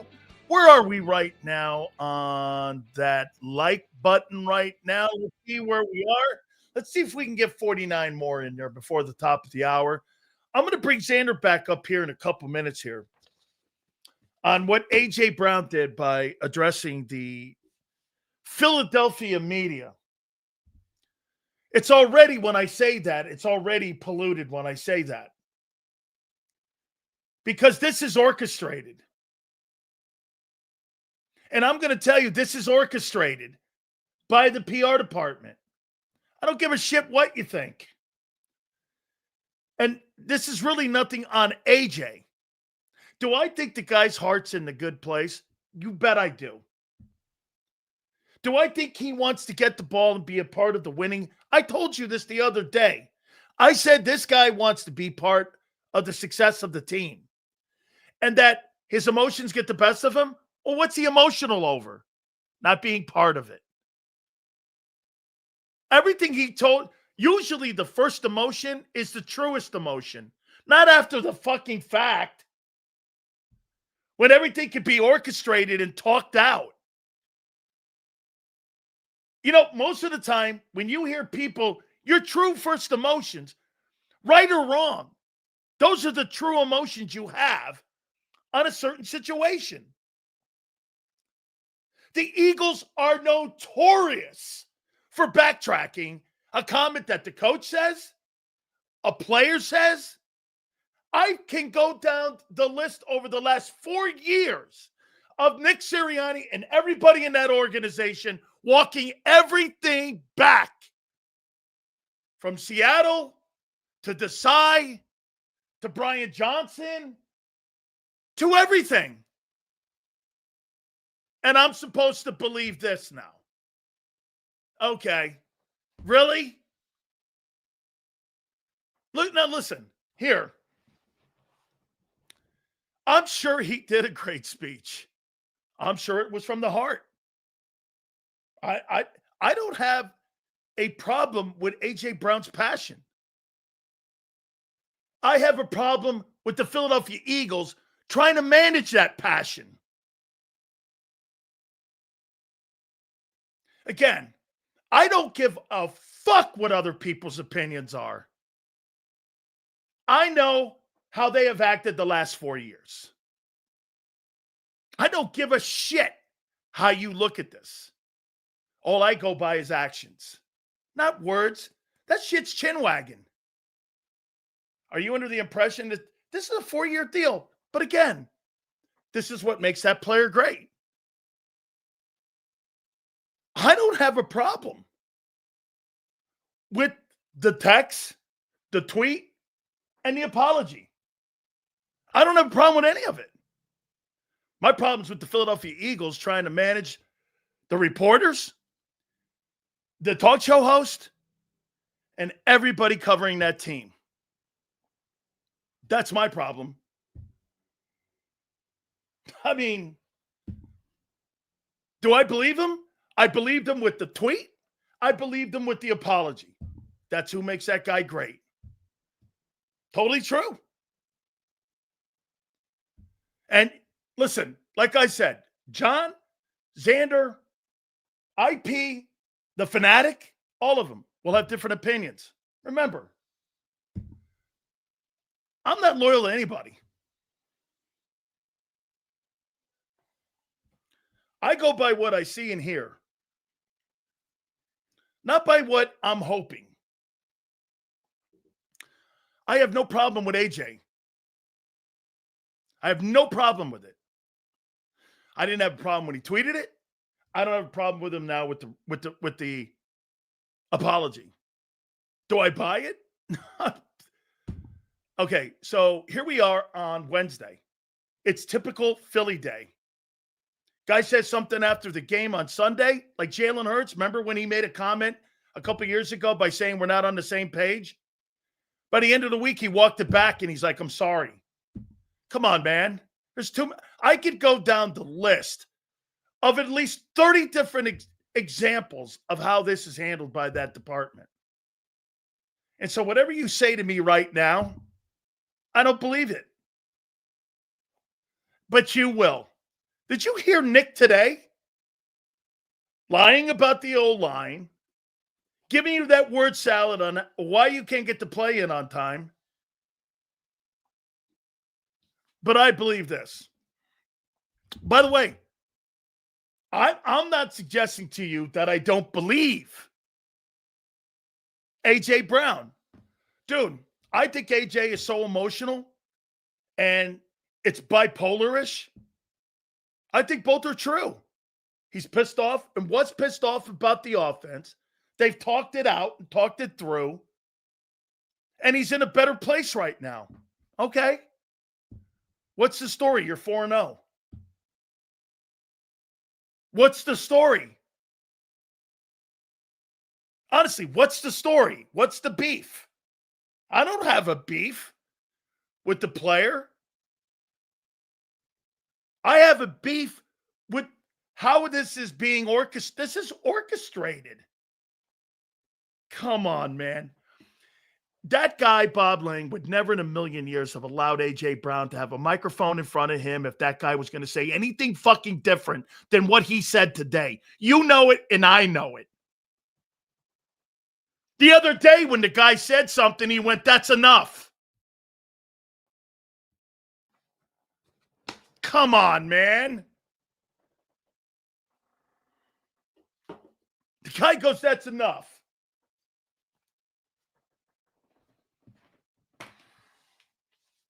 All right.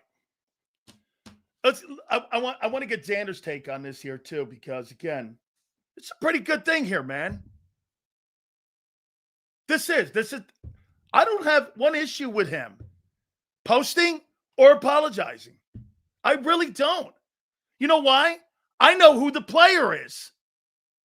That's who that fucking guy is. It's okay. But I also know who the Eagles are. Hey, Bob, you still got my cell phone number and my email address.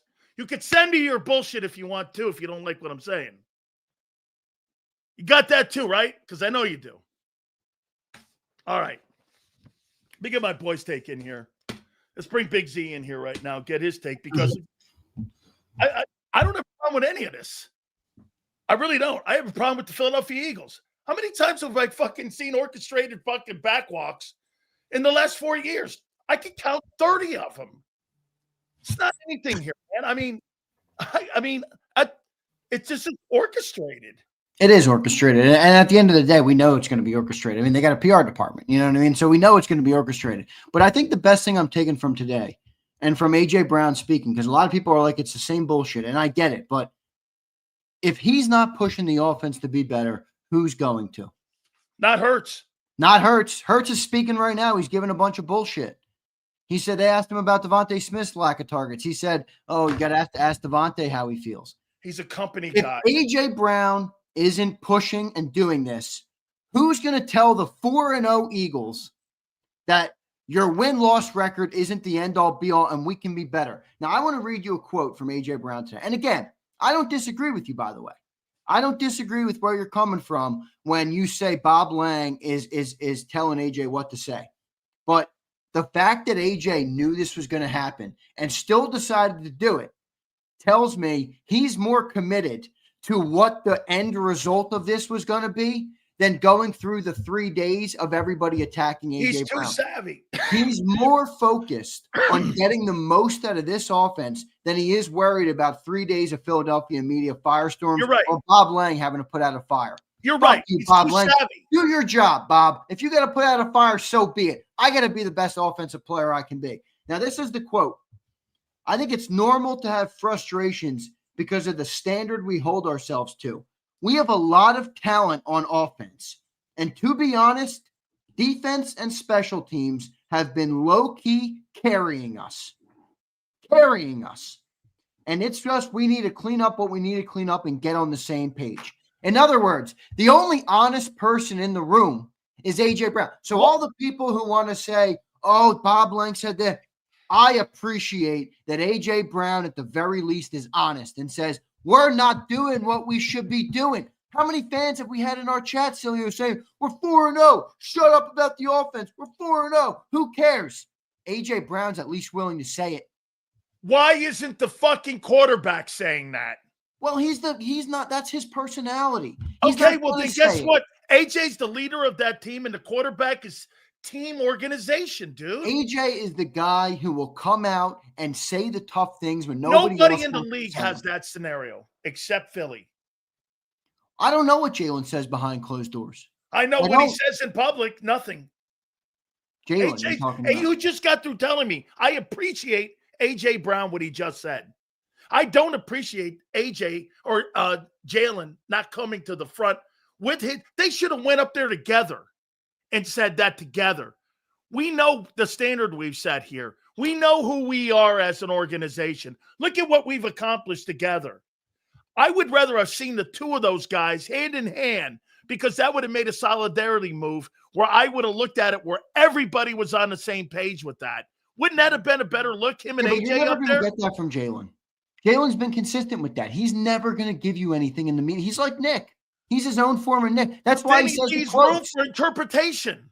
Yeah, but this was his response. Jalen Hurts is on AJ Brown. He said, "I'm not going to analyze or speculate on it. He's always willing to contribute, and that remains onward." That was Jalen Hurts' quote. It's a lawyer's answer. That's what I mean. That's right. And I'm fine with that. Okay. But if AJ Brown has to be the one guy, that guy is not. That guy is an organizational mouthpiece. I know, but that okay. What that doesn't change anything for me. For me, I'm happy. This is why I said but I I've love always AJ. known this. This is why I'm happy with AJ, though. Okay. Because he's not afraid to say, Bob Lang's going to have to put out this fire. And quite frankly, I don't care, because we got more in the tank. And if we don't achieve it or get there, we're not going to reach the ultimate goal. So am I under the impression that if AJ didn't speak up about the ineptness of the football team right now, no one would? I think potentially you're right. And that on the quarterback? It's on everybody. I mean, look, you got a lot of company guys in this room. People have pointed out all week, well, hey, why doesn't he just do it like Devontae Smith? And this is why people got to be careful when they say that, because I understand that some of what AJ's done has been negative. But this is a beautiful thing. Devontae Smith, I love him, and I'm sure he's pissed, but he wouldn't be the dude that would get up there and upset the apple cart and make us have to look in the mirror and correct this issue. Now, A.J. Brown, who's willing to do it, who's willing to be called a diva, who's willing to have to apologize on Wednesday after the media. You know what Hurts reminds me of? A street cleaner and a guy who's cleaning up the mess after a party. That's what it looks like to me. He's the guy cleaning up after the guys all have parties, and the guys are out there in the party, and there's Jalen cleaning everything up with those half-ass answers. I mean, dude, I get it. You're right. He's never going to be that guy. Thank God you do have AJ Brown. By the way, I'm not mad at him. I'm not. I love honesty. I love honesty. Wait. I'm not mad with the text and the tweet, whatever it is, and I'm not mad with the apology. I get it. You know why? I know who that guy is. And I'll tell you what. Anytime anybody who Hurts is. Right. Anytime anybody criticizes you in your chat, though, when you say this Eagles team's got to be better, just say, wait, AJ Brown thinks so too. This is why I love that. Here's one more quote. Let me just give you this. All right. And this is what I appreciate about AJ Brown, because he actually speaks with some depth. Unlike, again, Jalen is what he is, but Jalen doesn't give you shit. He says, I think it's fair to want the ball to get us going. Last week against the Rams, I caught a sluggo, got us going. Next play, it opened up Dallas Goedert when the safety came to my side, opened him up. It's not just for targets or putting numbers up. I see us struggling, and I'm a guy that wants the ball in those times. When we can't find a way, give me the ball. Game on the line, give me the ball. I want that pressure. I work hard for it. If that's what's misconstrued and the way you want to take my frustration, I don't care. My teammates know, and I want everyone in the stadium to know. I said this on Tuesday to everyone. I don't think it's about 14 targets and 150 yards. I think it's about involvement and moving the sticks and being part of the success of the football team that he's disappointed in, that they can't get him the fucking ball. I don't know if it's as much about him as you think, honestly. What's that?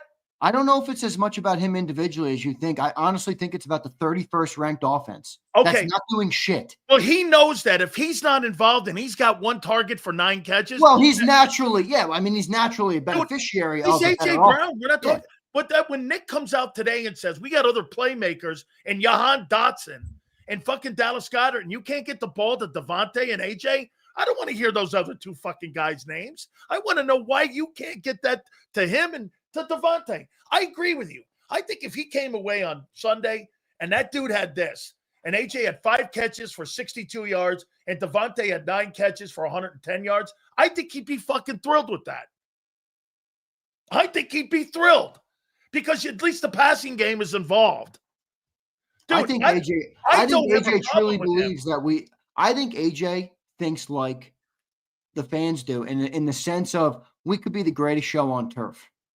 And when we don't do things to maximize or we don't do things to get us closer to that, that's where I think he takes his frustrations. Now, I'm going to answer this too. And this is a super chat. And I agree with this. He says, if you respect honesty, then he should answer who the tweet was regarding. It wasn't directed at anybody. JD3, at the end of the day, he does work for an organization. That was 100% a company line. It was obviously directed at the coaching staff, in my opinion, easily. I don't think it's I think it's a no-brainer with everything else he said. But JD, you can't expect him to spoon feed you, dude, when you got Bob Lang in your ear. That's right. All right? He's not going to spoon feed you. No. He did in all the other quotes where he said, we weren't going. The defense and the special teams are carrying. What does that mean to you, JD3? JD3, mission accomplished by AJ, though. Exactly. That's what I'm happy about. It's mission accomplished. Mission accomplished here. Now, here's the deal. You're not wrong. Bro, but once again, my problem is that the controlling Eagles have to have like cleanup duty after all this, and you're 4-0 and you're 20-1, and you're creating your own internal drama when there needs not to be. When all the guy said was, we need to be better. Oh, Xander, why is it so hard for that organization to have self-criticism? But this is why I appreciate AJ. And it's 100% a perfect point. Yale in the chat just said, though, the only problem with what AJ did was he aired it out. Anthony says, yeah, because airing out your deficiencies is a great team strategy. In a perfect world, Anthony and Yale, you're right. But I think you guys are missing how much the Eagles, as an organization, do not like to be told that they are wrong. That's why they hate the National Football Show. That's why they threaten reporters to take away their credentials if they don't tote the company line, or they ask tougher questions, or they push the needle on certain things. They don't like to be told. Okay, wait a minute. I believe, though, there's an aura, though, in the organization, or an arrogance in the organization where you can't get up and say anything. RC3. Sills Hurts is 20-0. What more do you want from him? I don't know. Why don't you ask AJ? Why don't you go ask fucking AJ?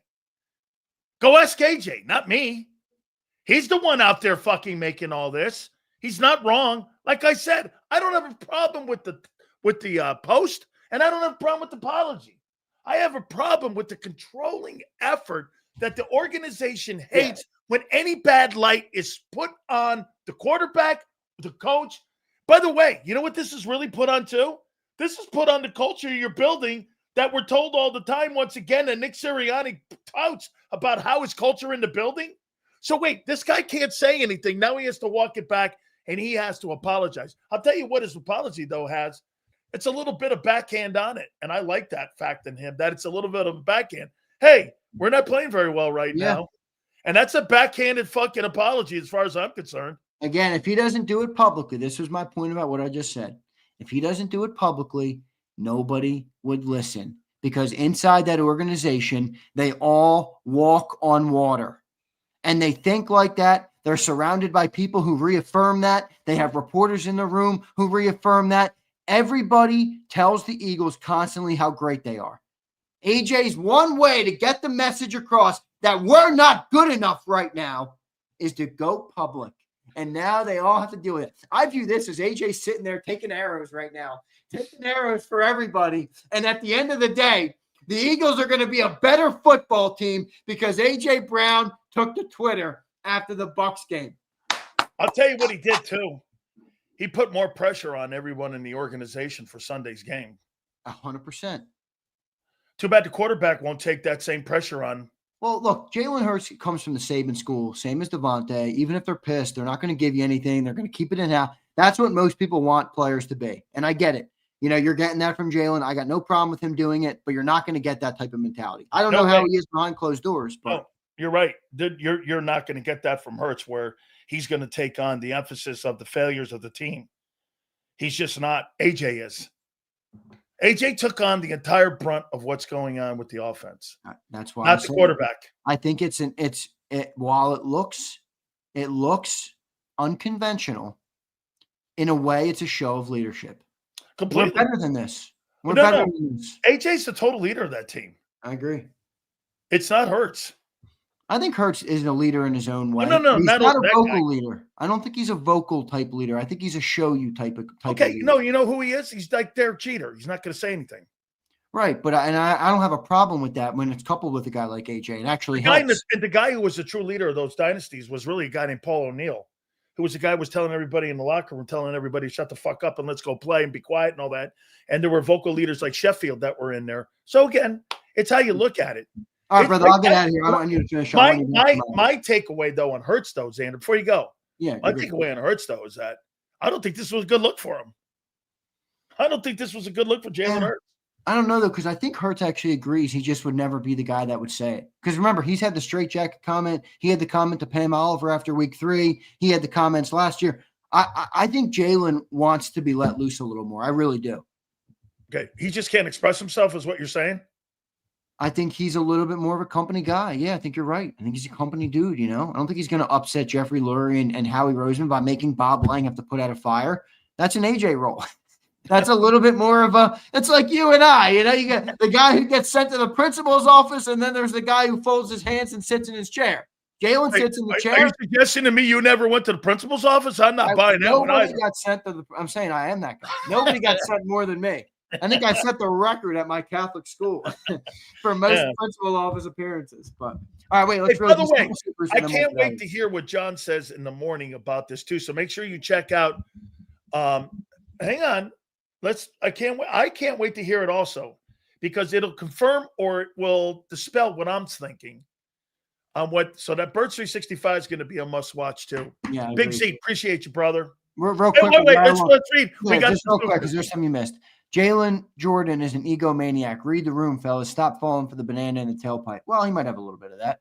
Roll Philly Dog says, Jalen is a Nick Saban disciple like Devontae. You're not getting anything from them to the media. I hate that it feels like Jalen and AJ aren't close. I agree with everything you said. You think this is dividing these two?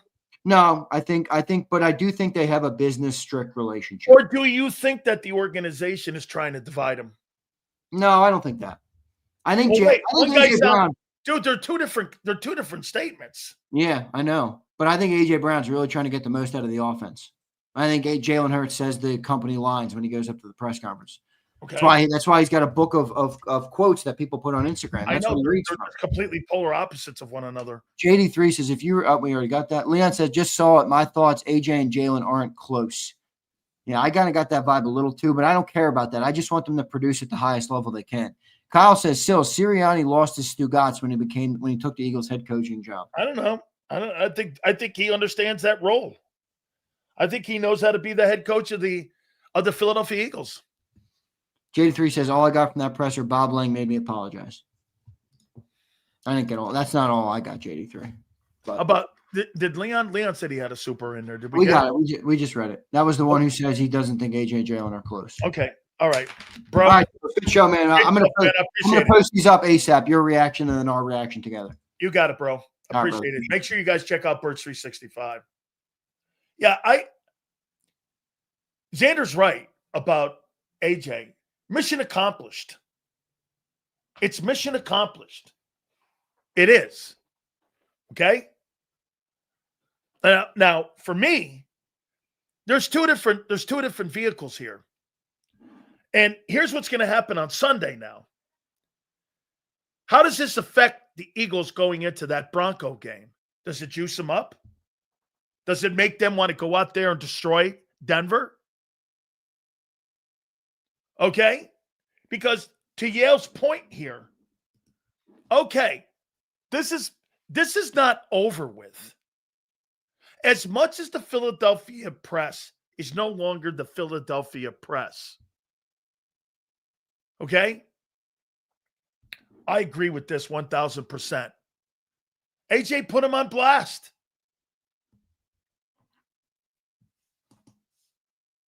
Put him on blast. get some of your responses. This is actually good for the Eagles. Could be therapy. Everyone talking about them and not the Phillies. Please tell me this ain't true. Why is it that we're reliving this sort of shit? Second year in a row. Because because A.J. Brown is an emotional dude.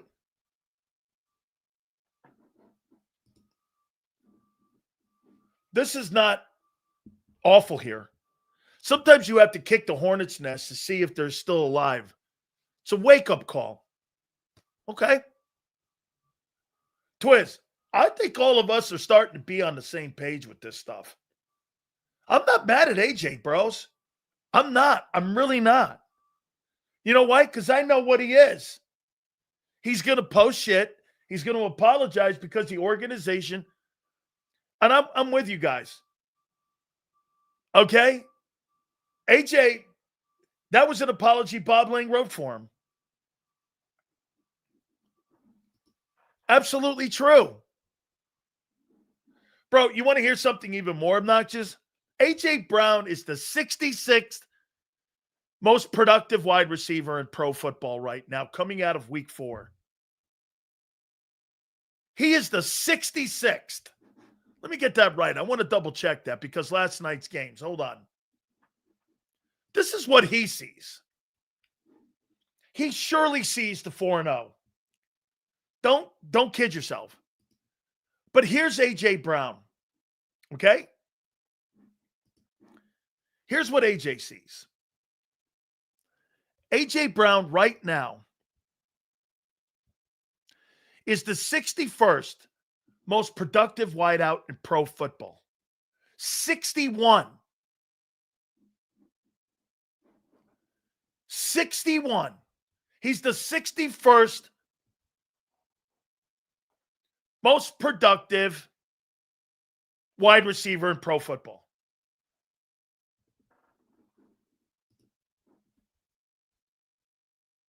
All this drama and coaches won't admit they need to change their screw-ups. That's a great how much is this on the coaches?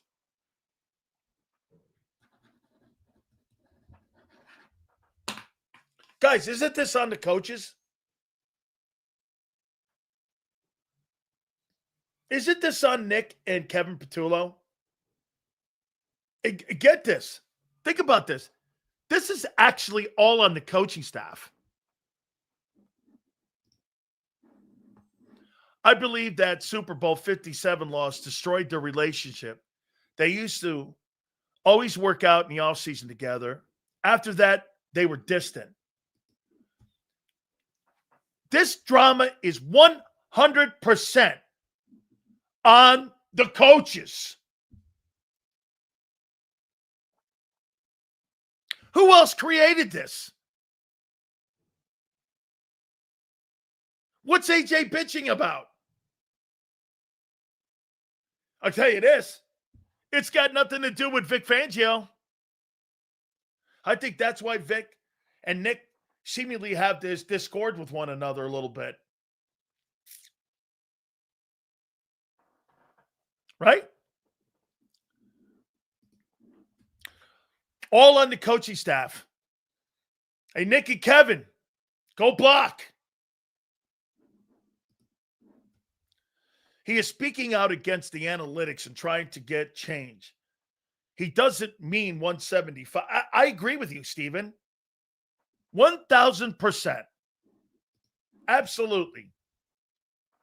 If a team can prove to you they can win a Super Bowl with a bottom pass ranked offense last year, the question, but you had a number 2 and number 1 ranked rushing attack. You don't have that this year. You don't have that. Vic knows what a clown show the offensive play calling coordinator is. I think you're dead on. Who's doing the right thing? AJ? Okay. How the fuck do you know that? AJ's bitching about not being involved in the operation on the field. That's coaching.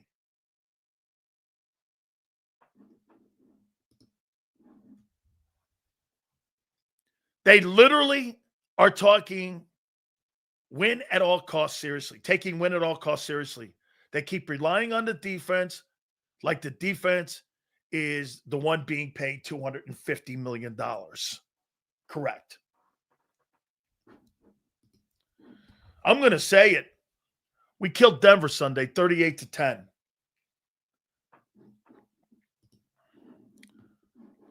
Who cares what that fucker says? I wish we had an offensive scheme like the Rams. No. You don't need an offense like this, like the Rams. You don't have the quarterback like the Rams. That's not what that is. Okay? I mean, no, you don't need that. This is all on the coaching.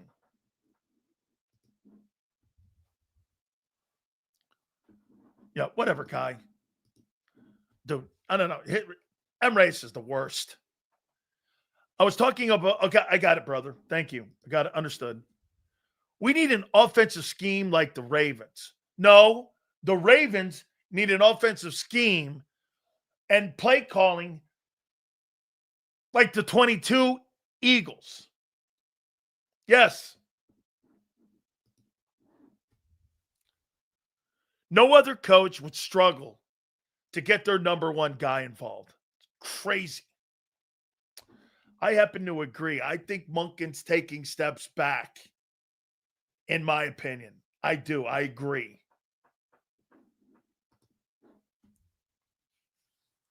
People in here need to understand that he's not saying 400-yard passing every week. He's saying, get me my fair share. No, I think it's more about involvement.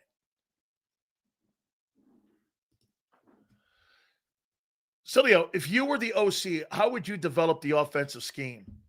I wouldn't be running those zone plays. Let me ask you this.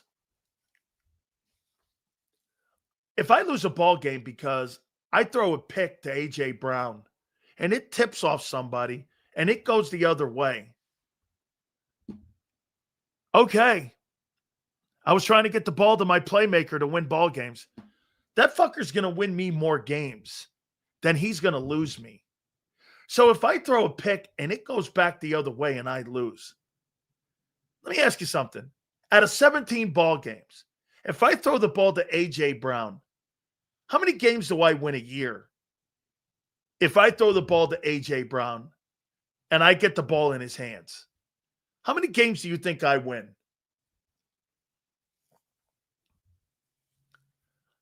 How many games do you think you win if you get the ball in A.J. Brown's hands for 17 weeks?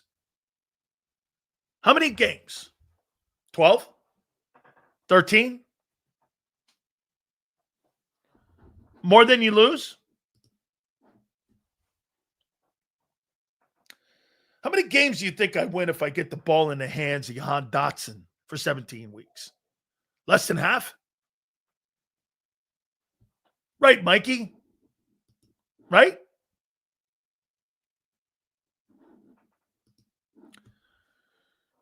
Why don't they put AJ in the slot? They're not Gabe.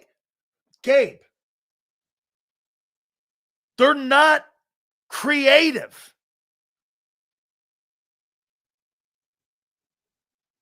They're not creative. Why don't they put AJ in the slot? What do you mean, why don't they put AJ in the slot? That would mean they have to know what they're doing. You're the second worst offense in pro football.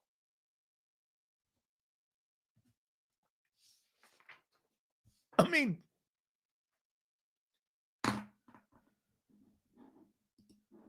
Goddard's questionable. Remember I told you about building offenses around people you can't rely on? Like Nakobe and Goddard, Joe Burrow. Remember I said that? Dallas Goedert is so unreliable. And now there's a weapon that will be taken out in that Denver game, so you're not going to threaten the middle of the field? Look, I think Denver's okay. It's a playoff. They got a playoff roster.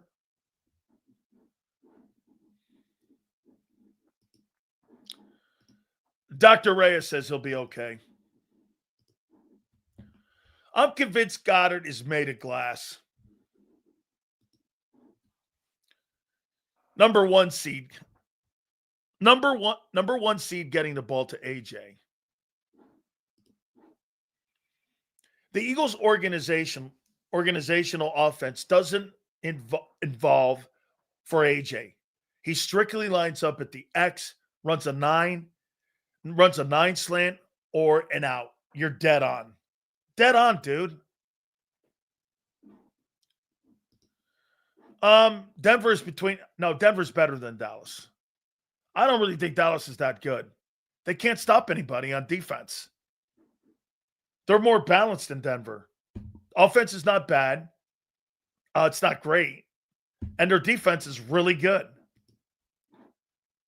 Oh, no, we got to rely on can't block Terra. Can't block Terra. Yes.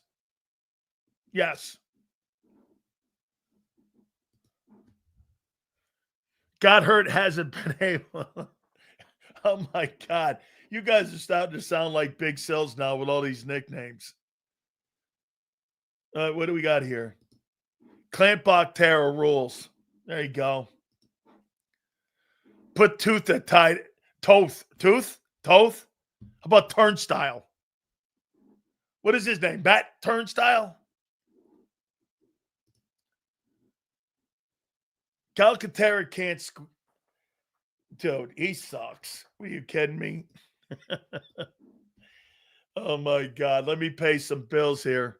Hey. Brett Mantooth. There you go. All right. Hey, our good friends at Morgan & Morgan, the number one injury law firm in all of America. We're so proud to have them part of the program here. Guys, I'm telling you, if you're ever injured, please do me a favor and check out our great friends at Morgan & Morgan. John and Ultima Morgan have built this company to be the number one injury law firm in all of America for a reason. There are thousands of attorneys from coast to coast. Make sure your family is well represented when it comes to getting victories in court. This is what they do.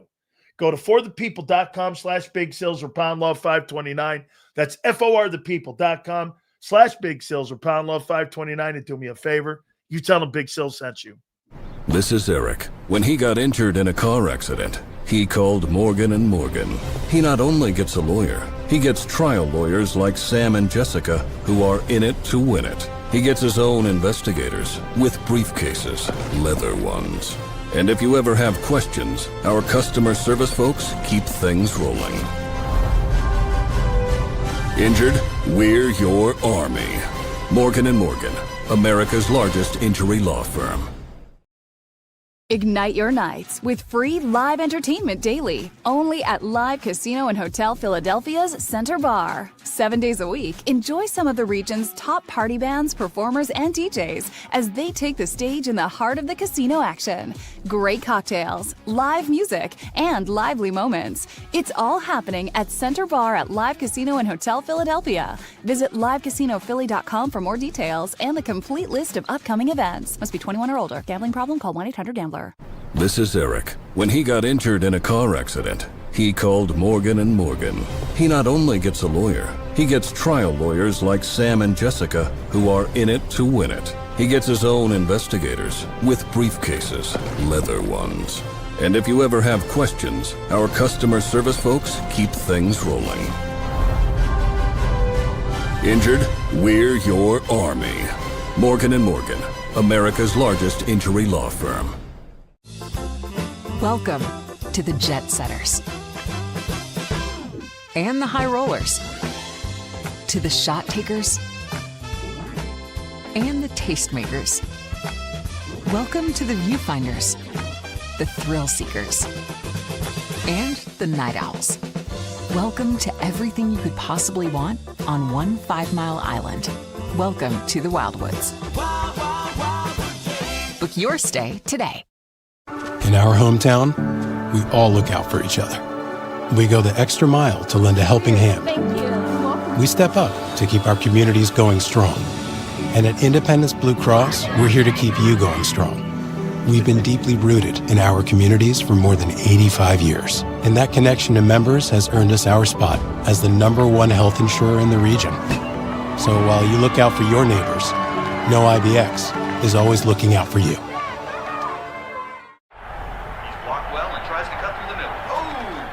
Your gut says Miami is going to win, and you should take the over. Your gut also said your NFT selfies would only go up in value. They didn't. But your head is on Sports Grid and knows the QB is in concussion protocol. The backup has a 45 QBR against the zone coverage. The New York D has the most sacks in the league. So yeah, trust your head. It's smarter to be on Sports Grid. EAGLES. Eagles.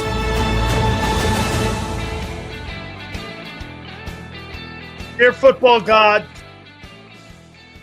thank you so much for A.J. Brown. Thank you. I can't thank you enough. Big prayers for Pat C.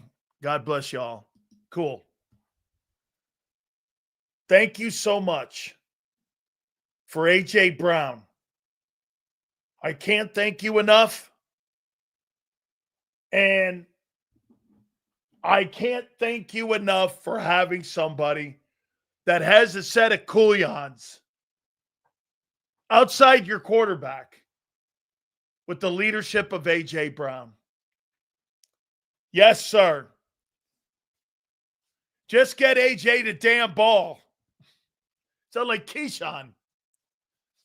Just get him the damn ball. I never thought that the Philadelphia Eagles would be this fun to cover. I mean, the Cowboys are not even matching your drama anymore. The Cowboys can't match your drama. This has got a little bit. The only thing you need is cocaine and strippers. And you're the 1990s Cowboys. Seriously, you just need coke and some more blow and strippers. And you guys would be the 90s Cowboys.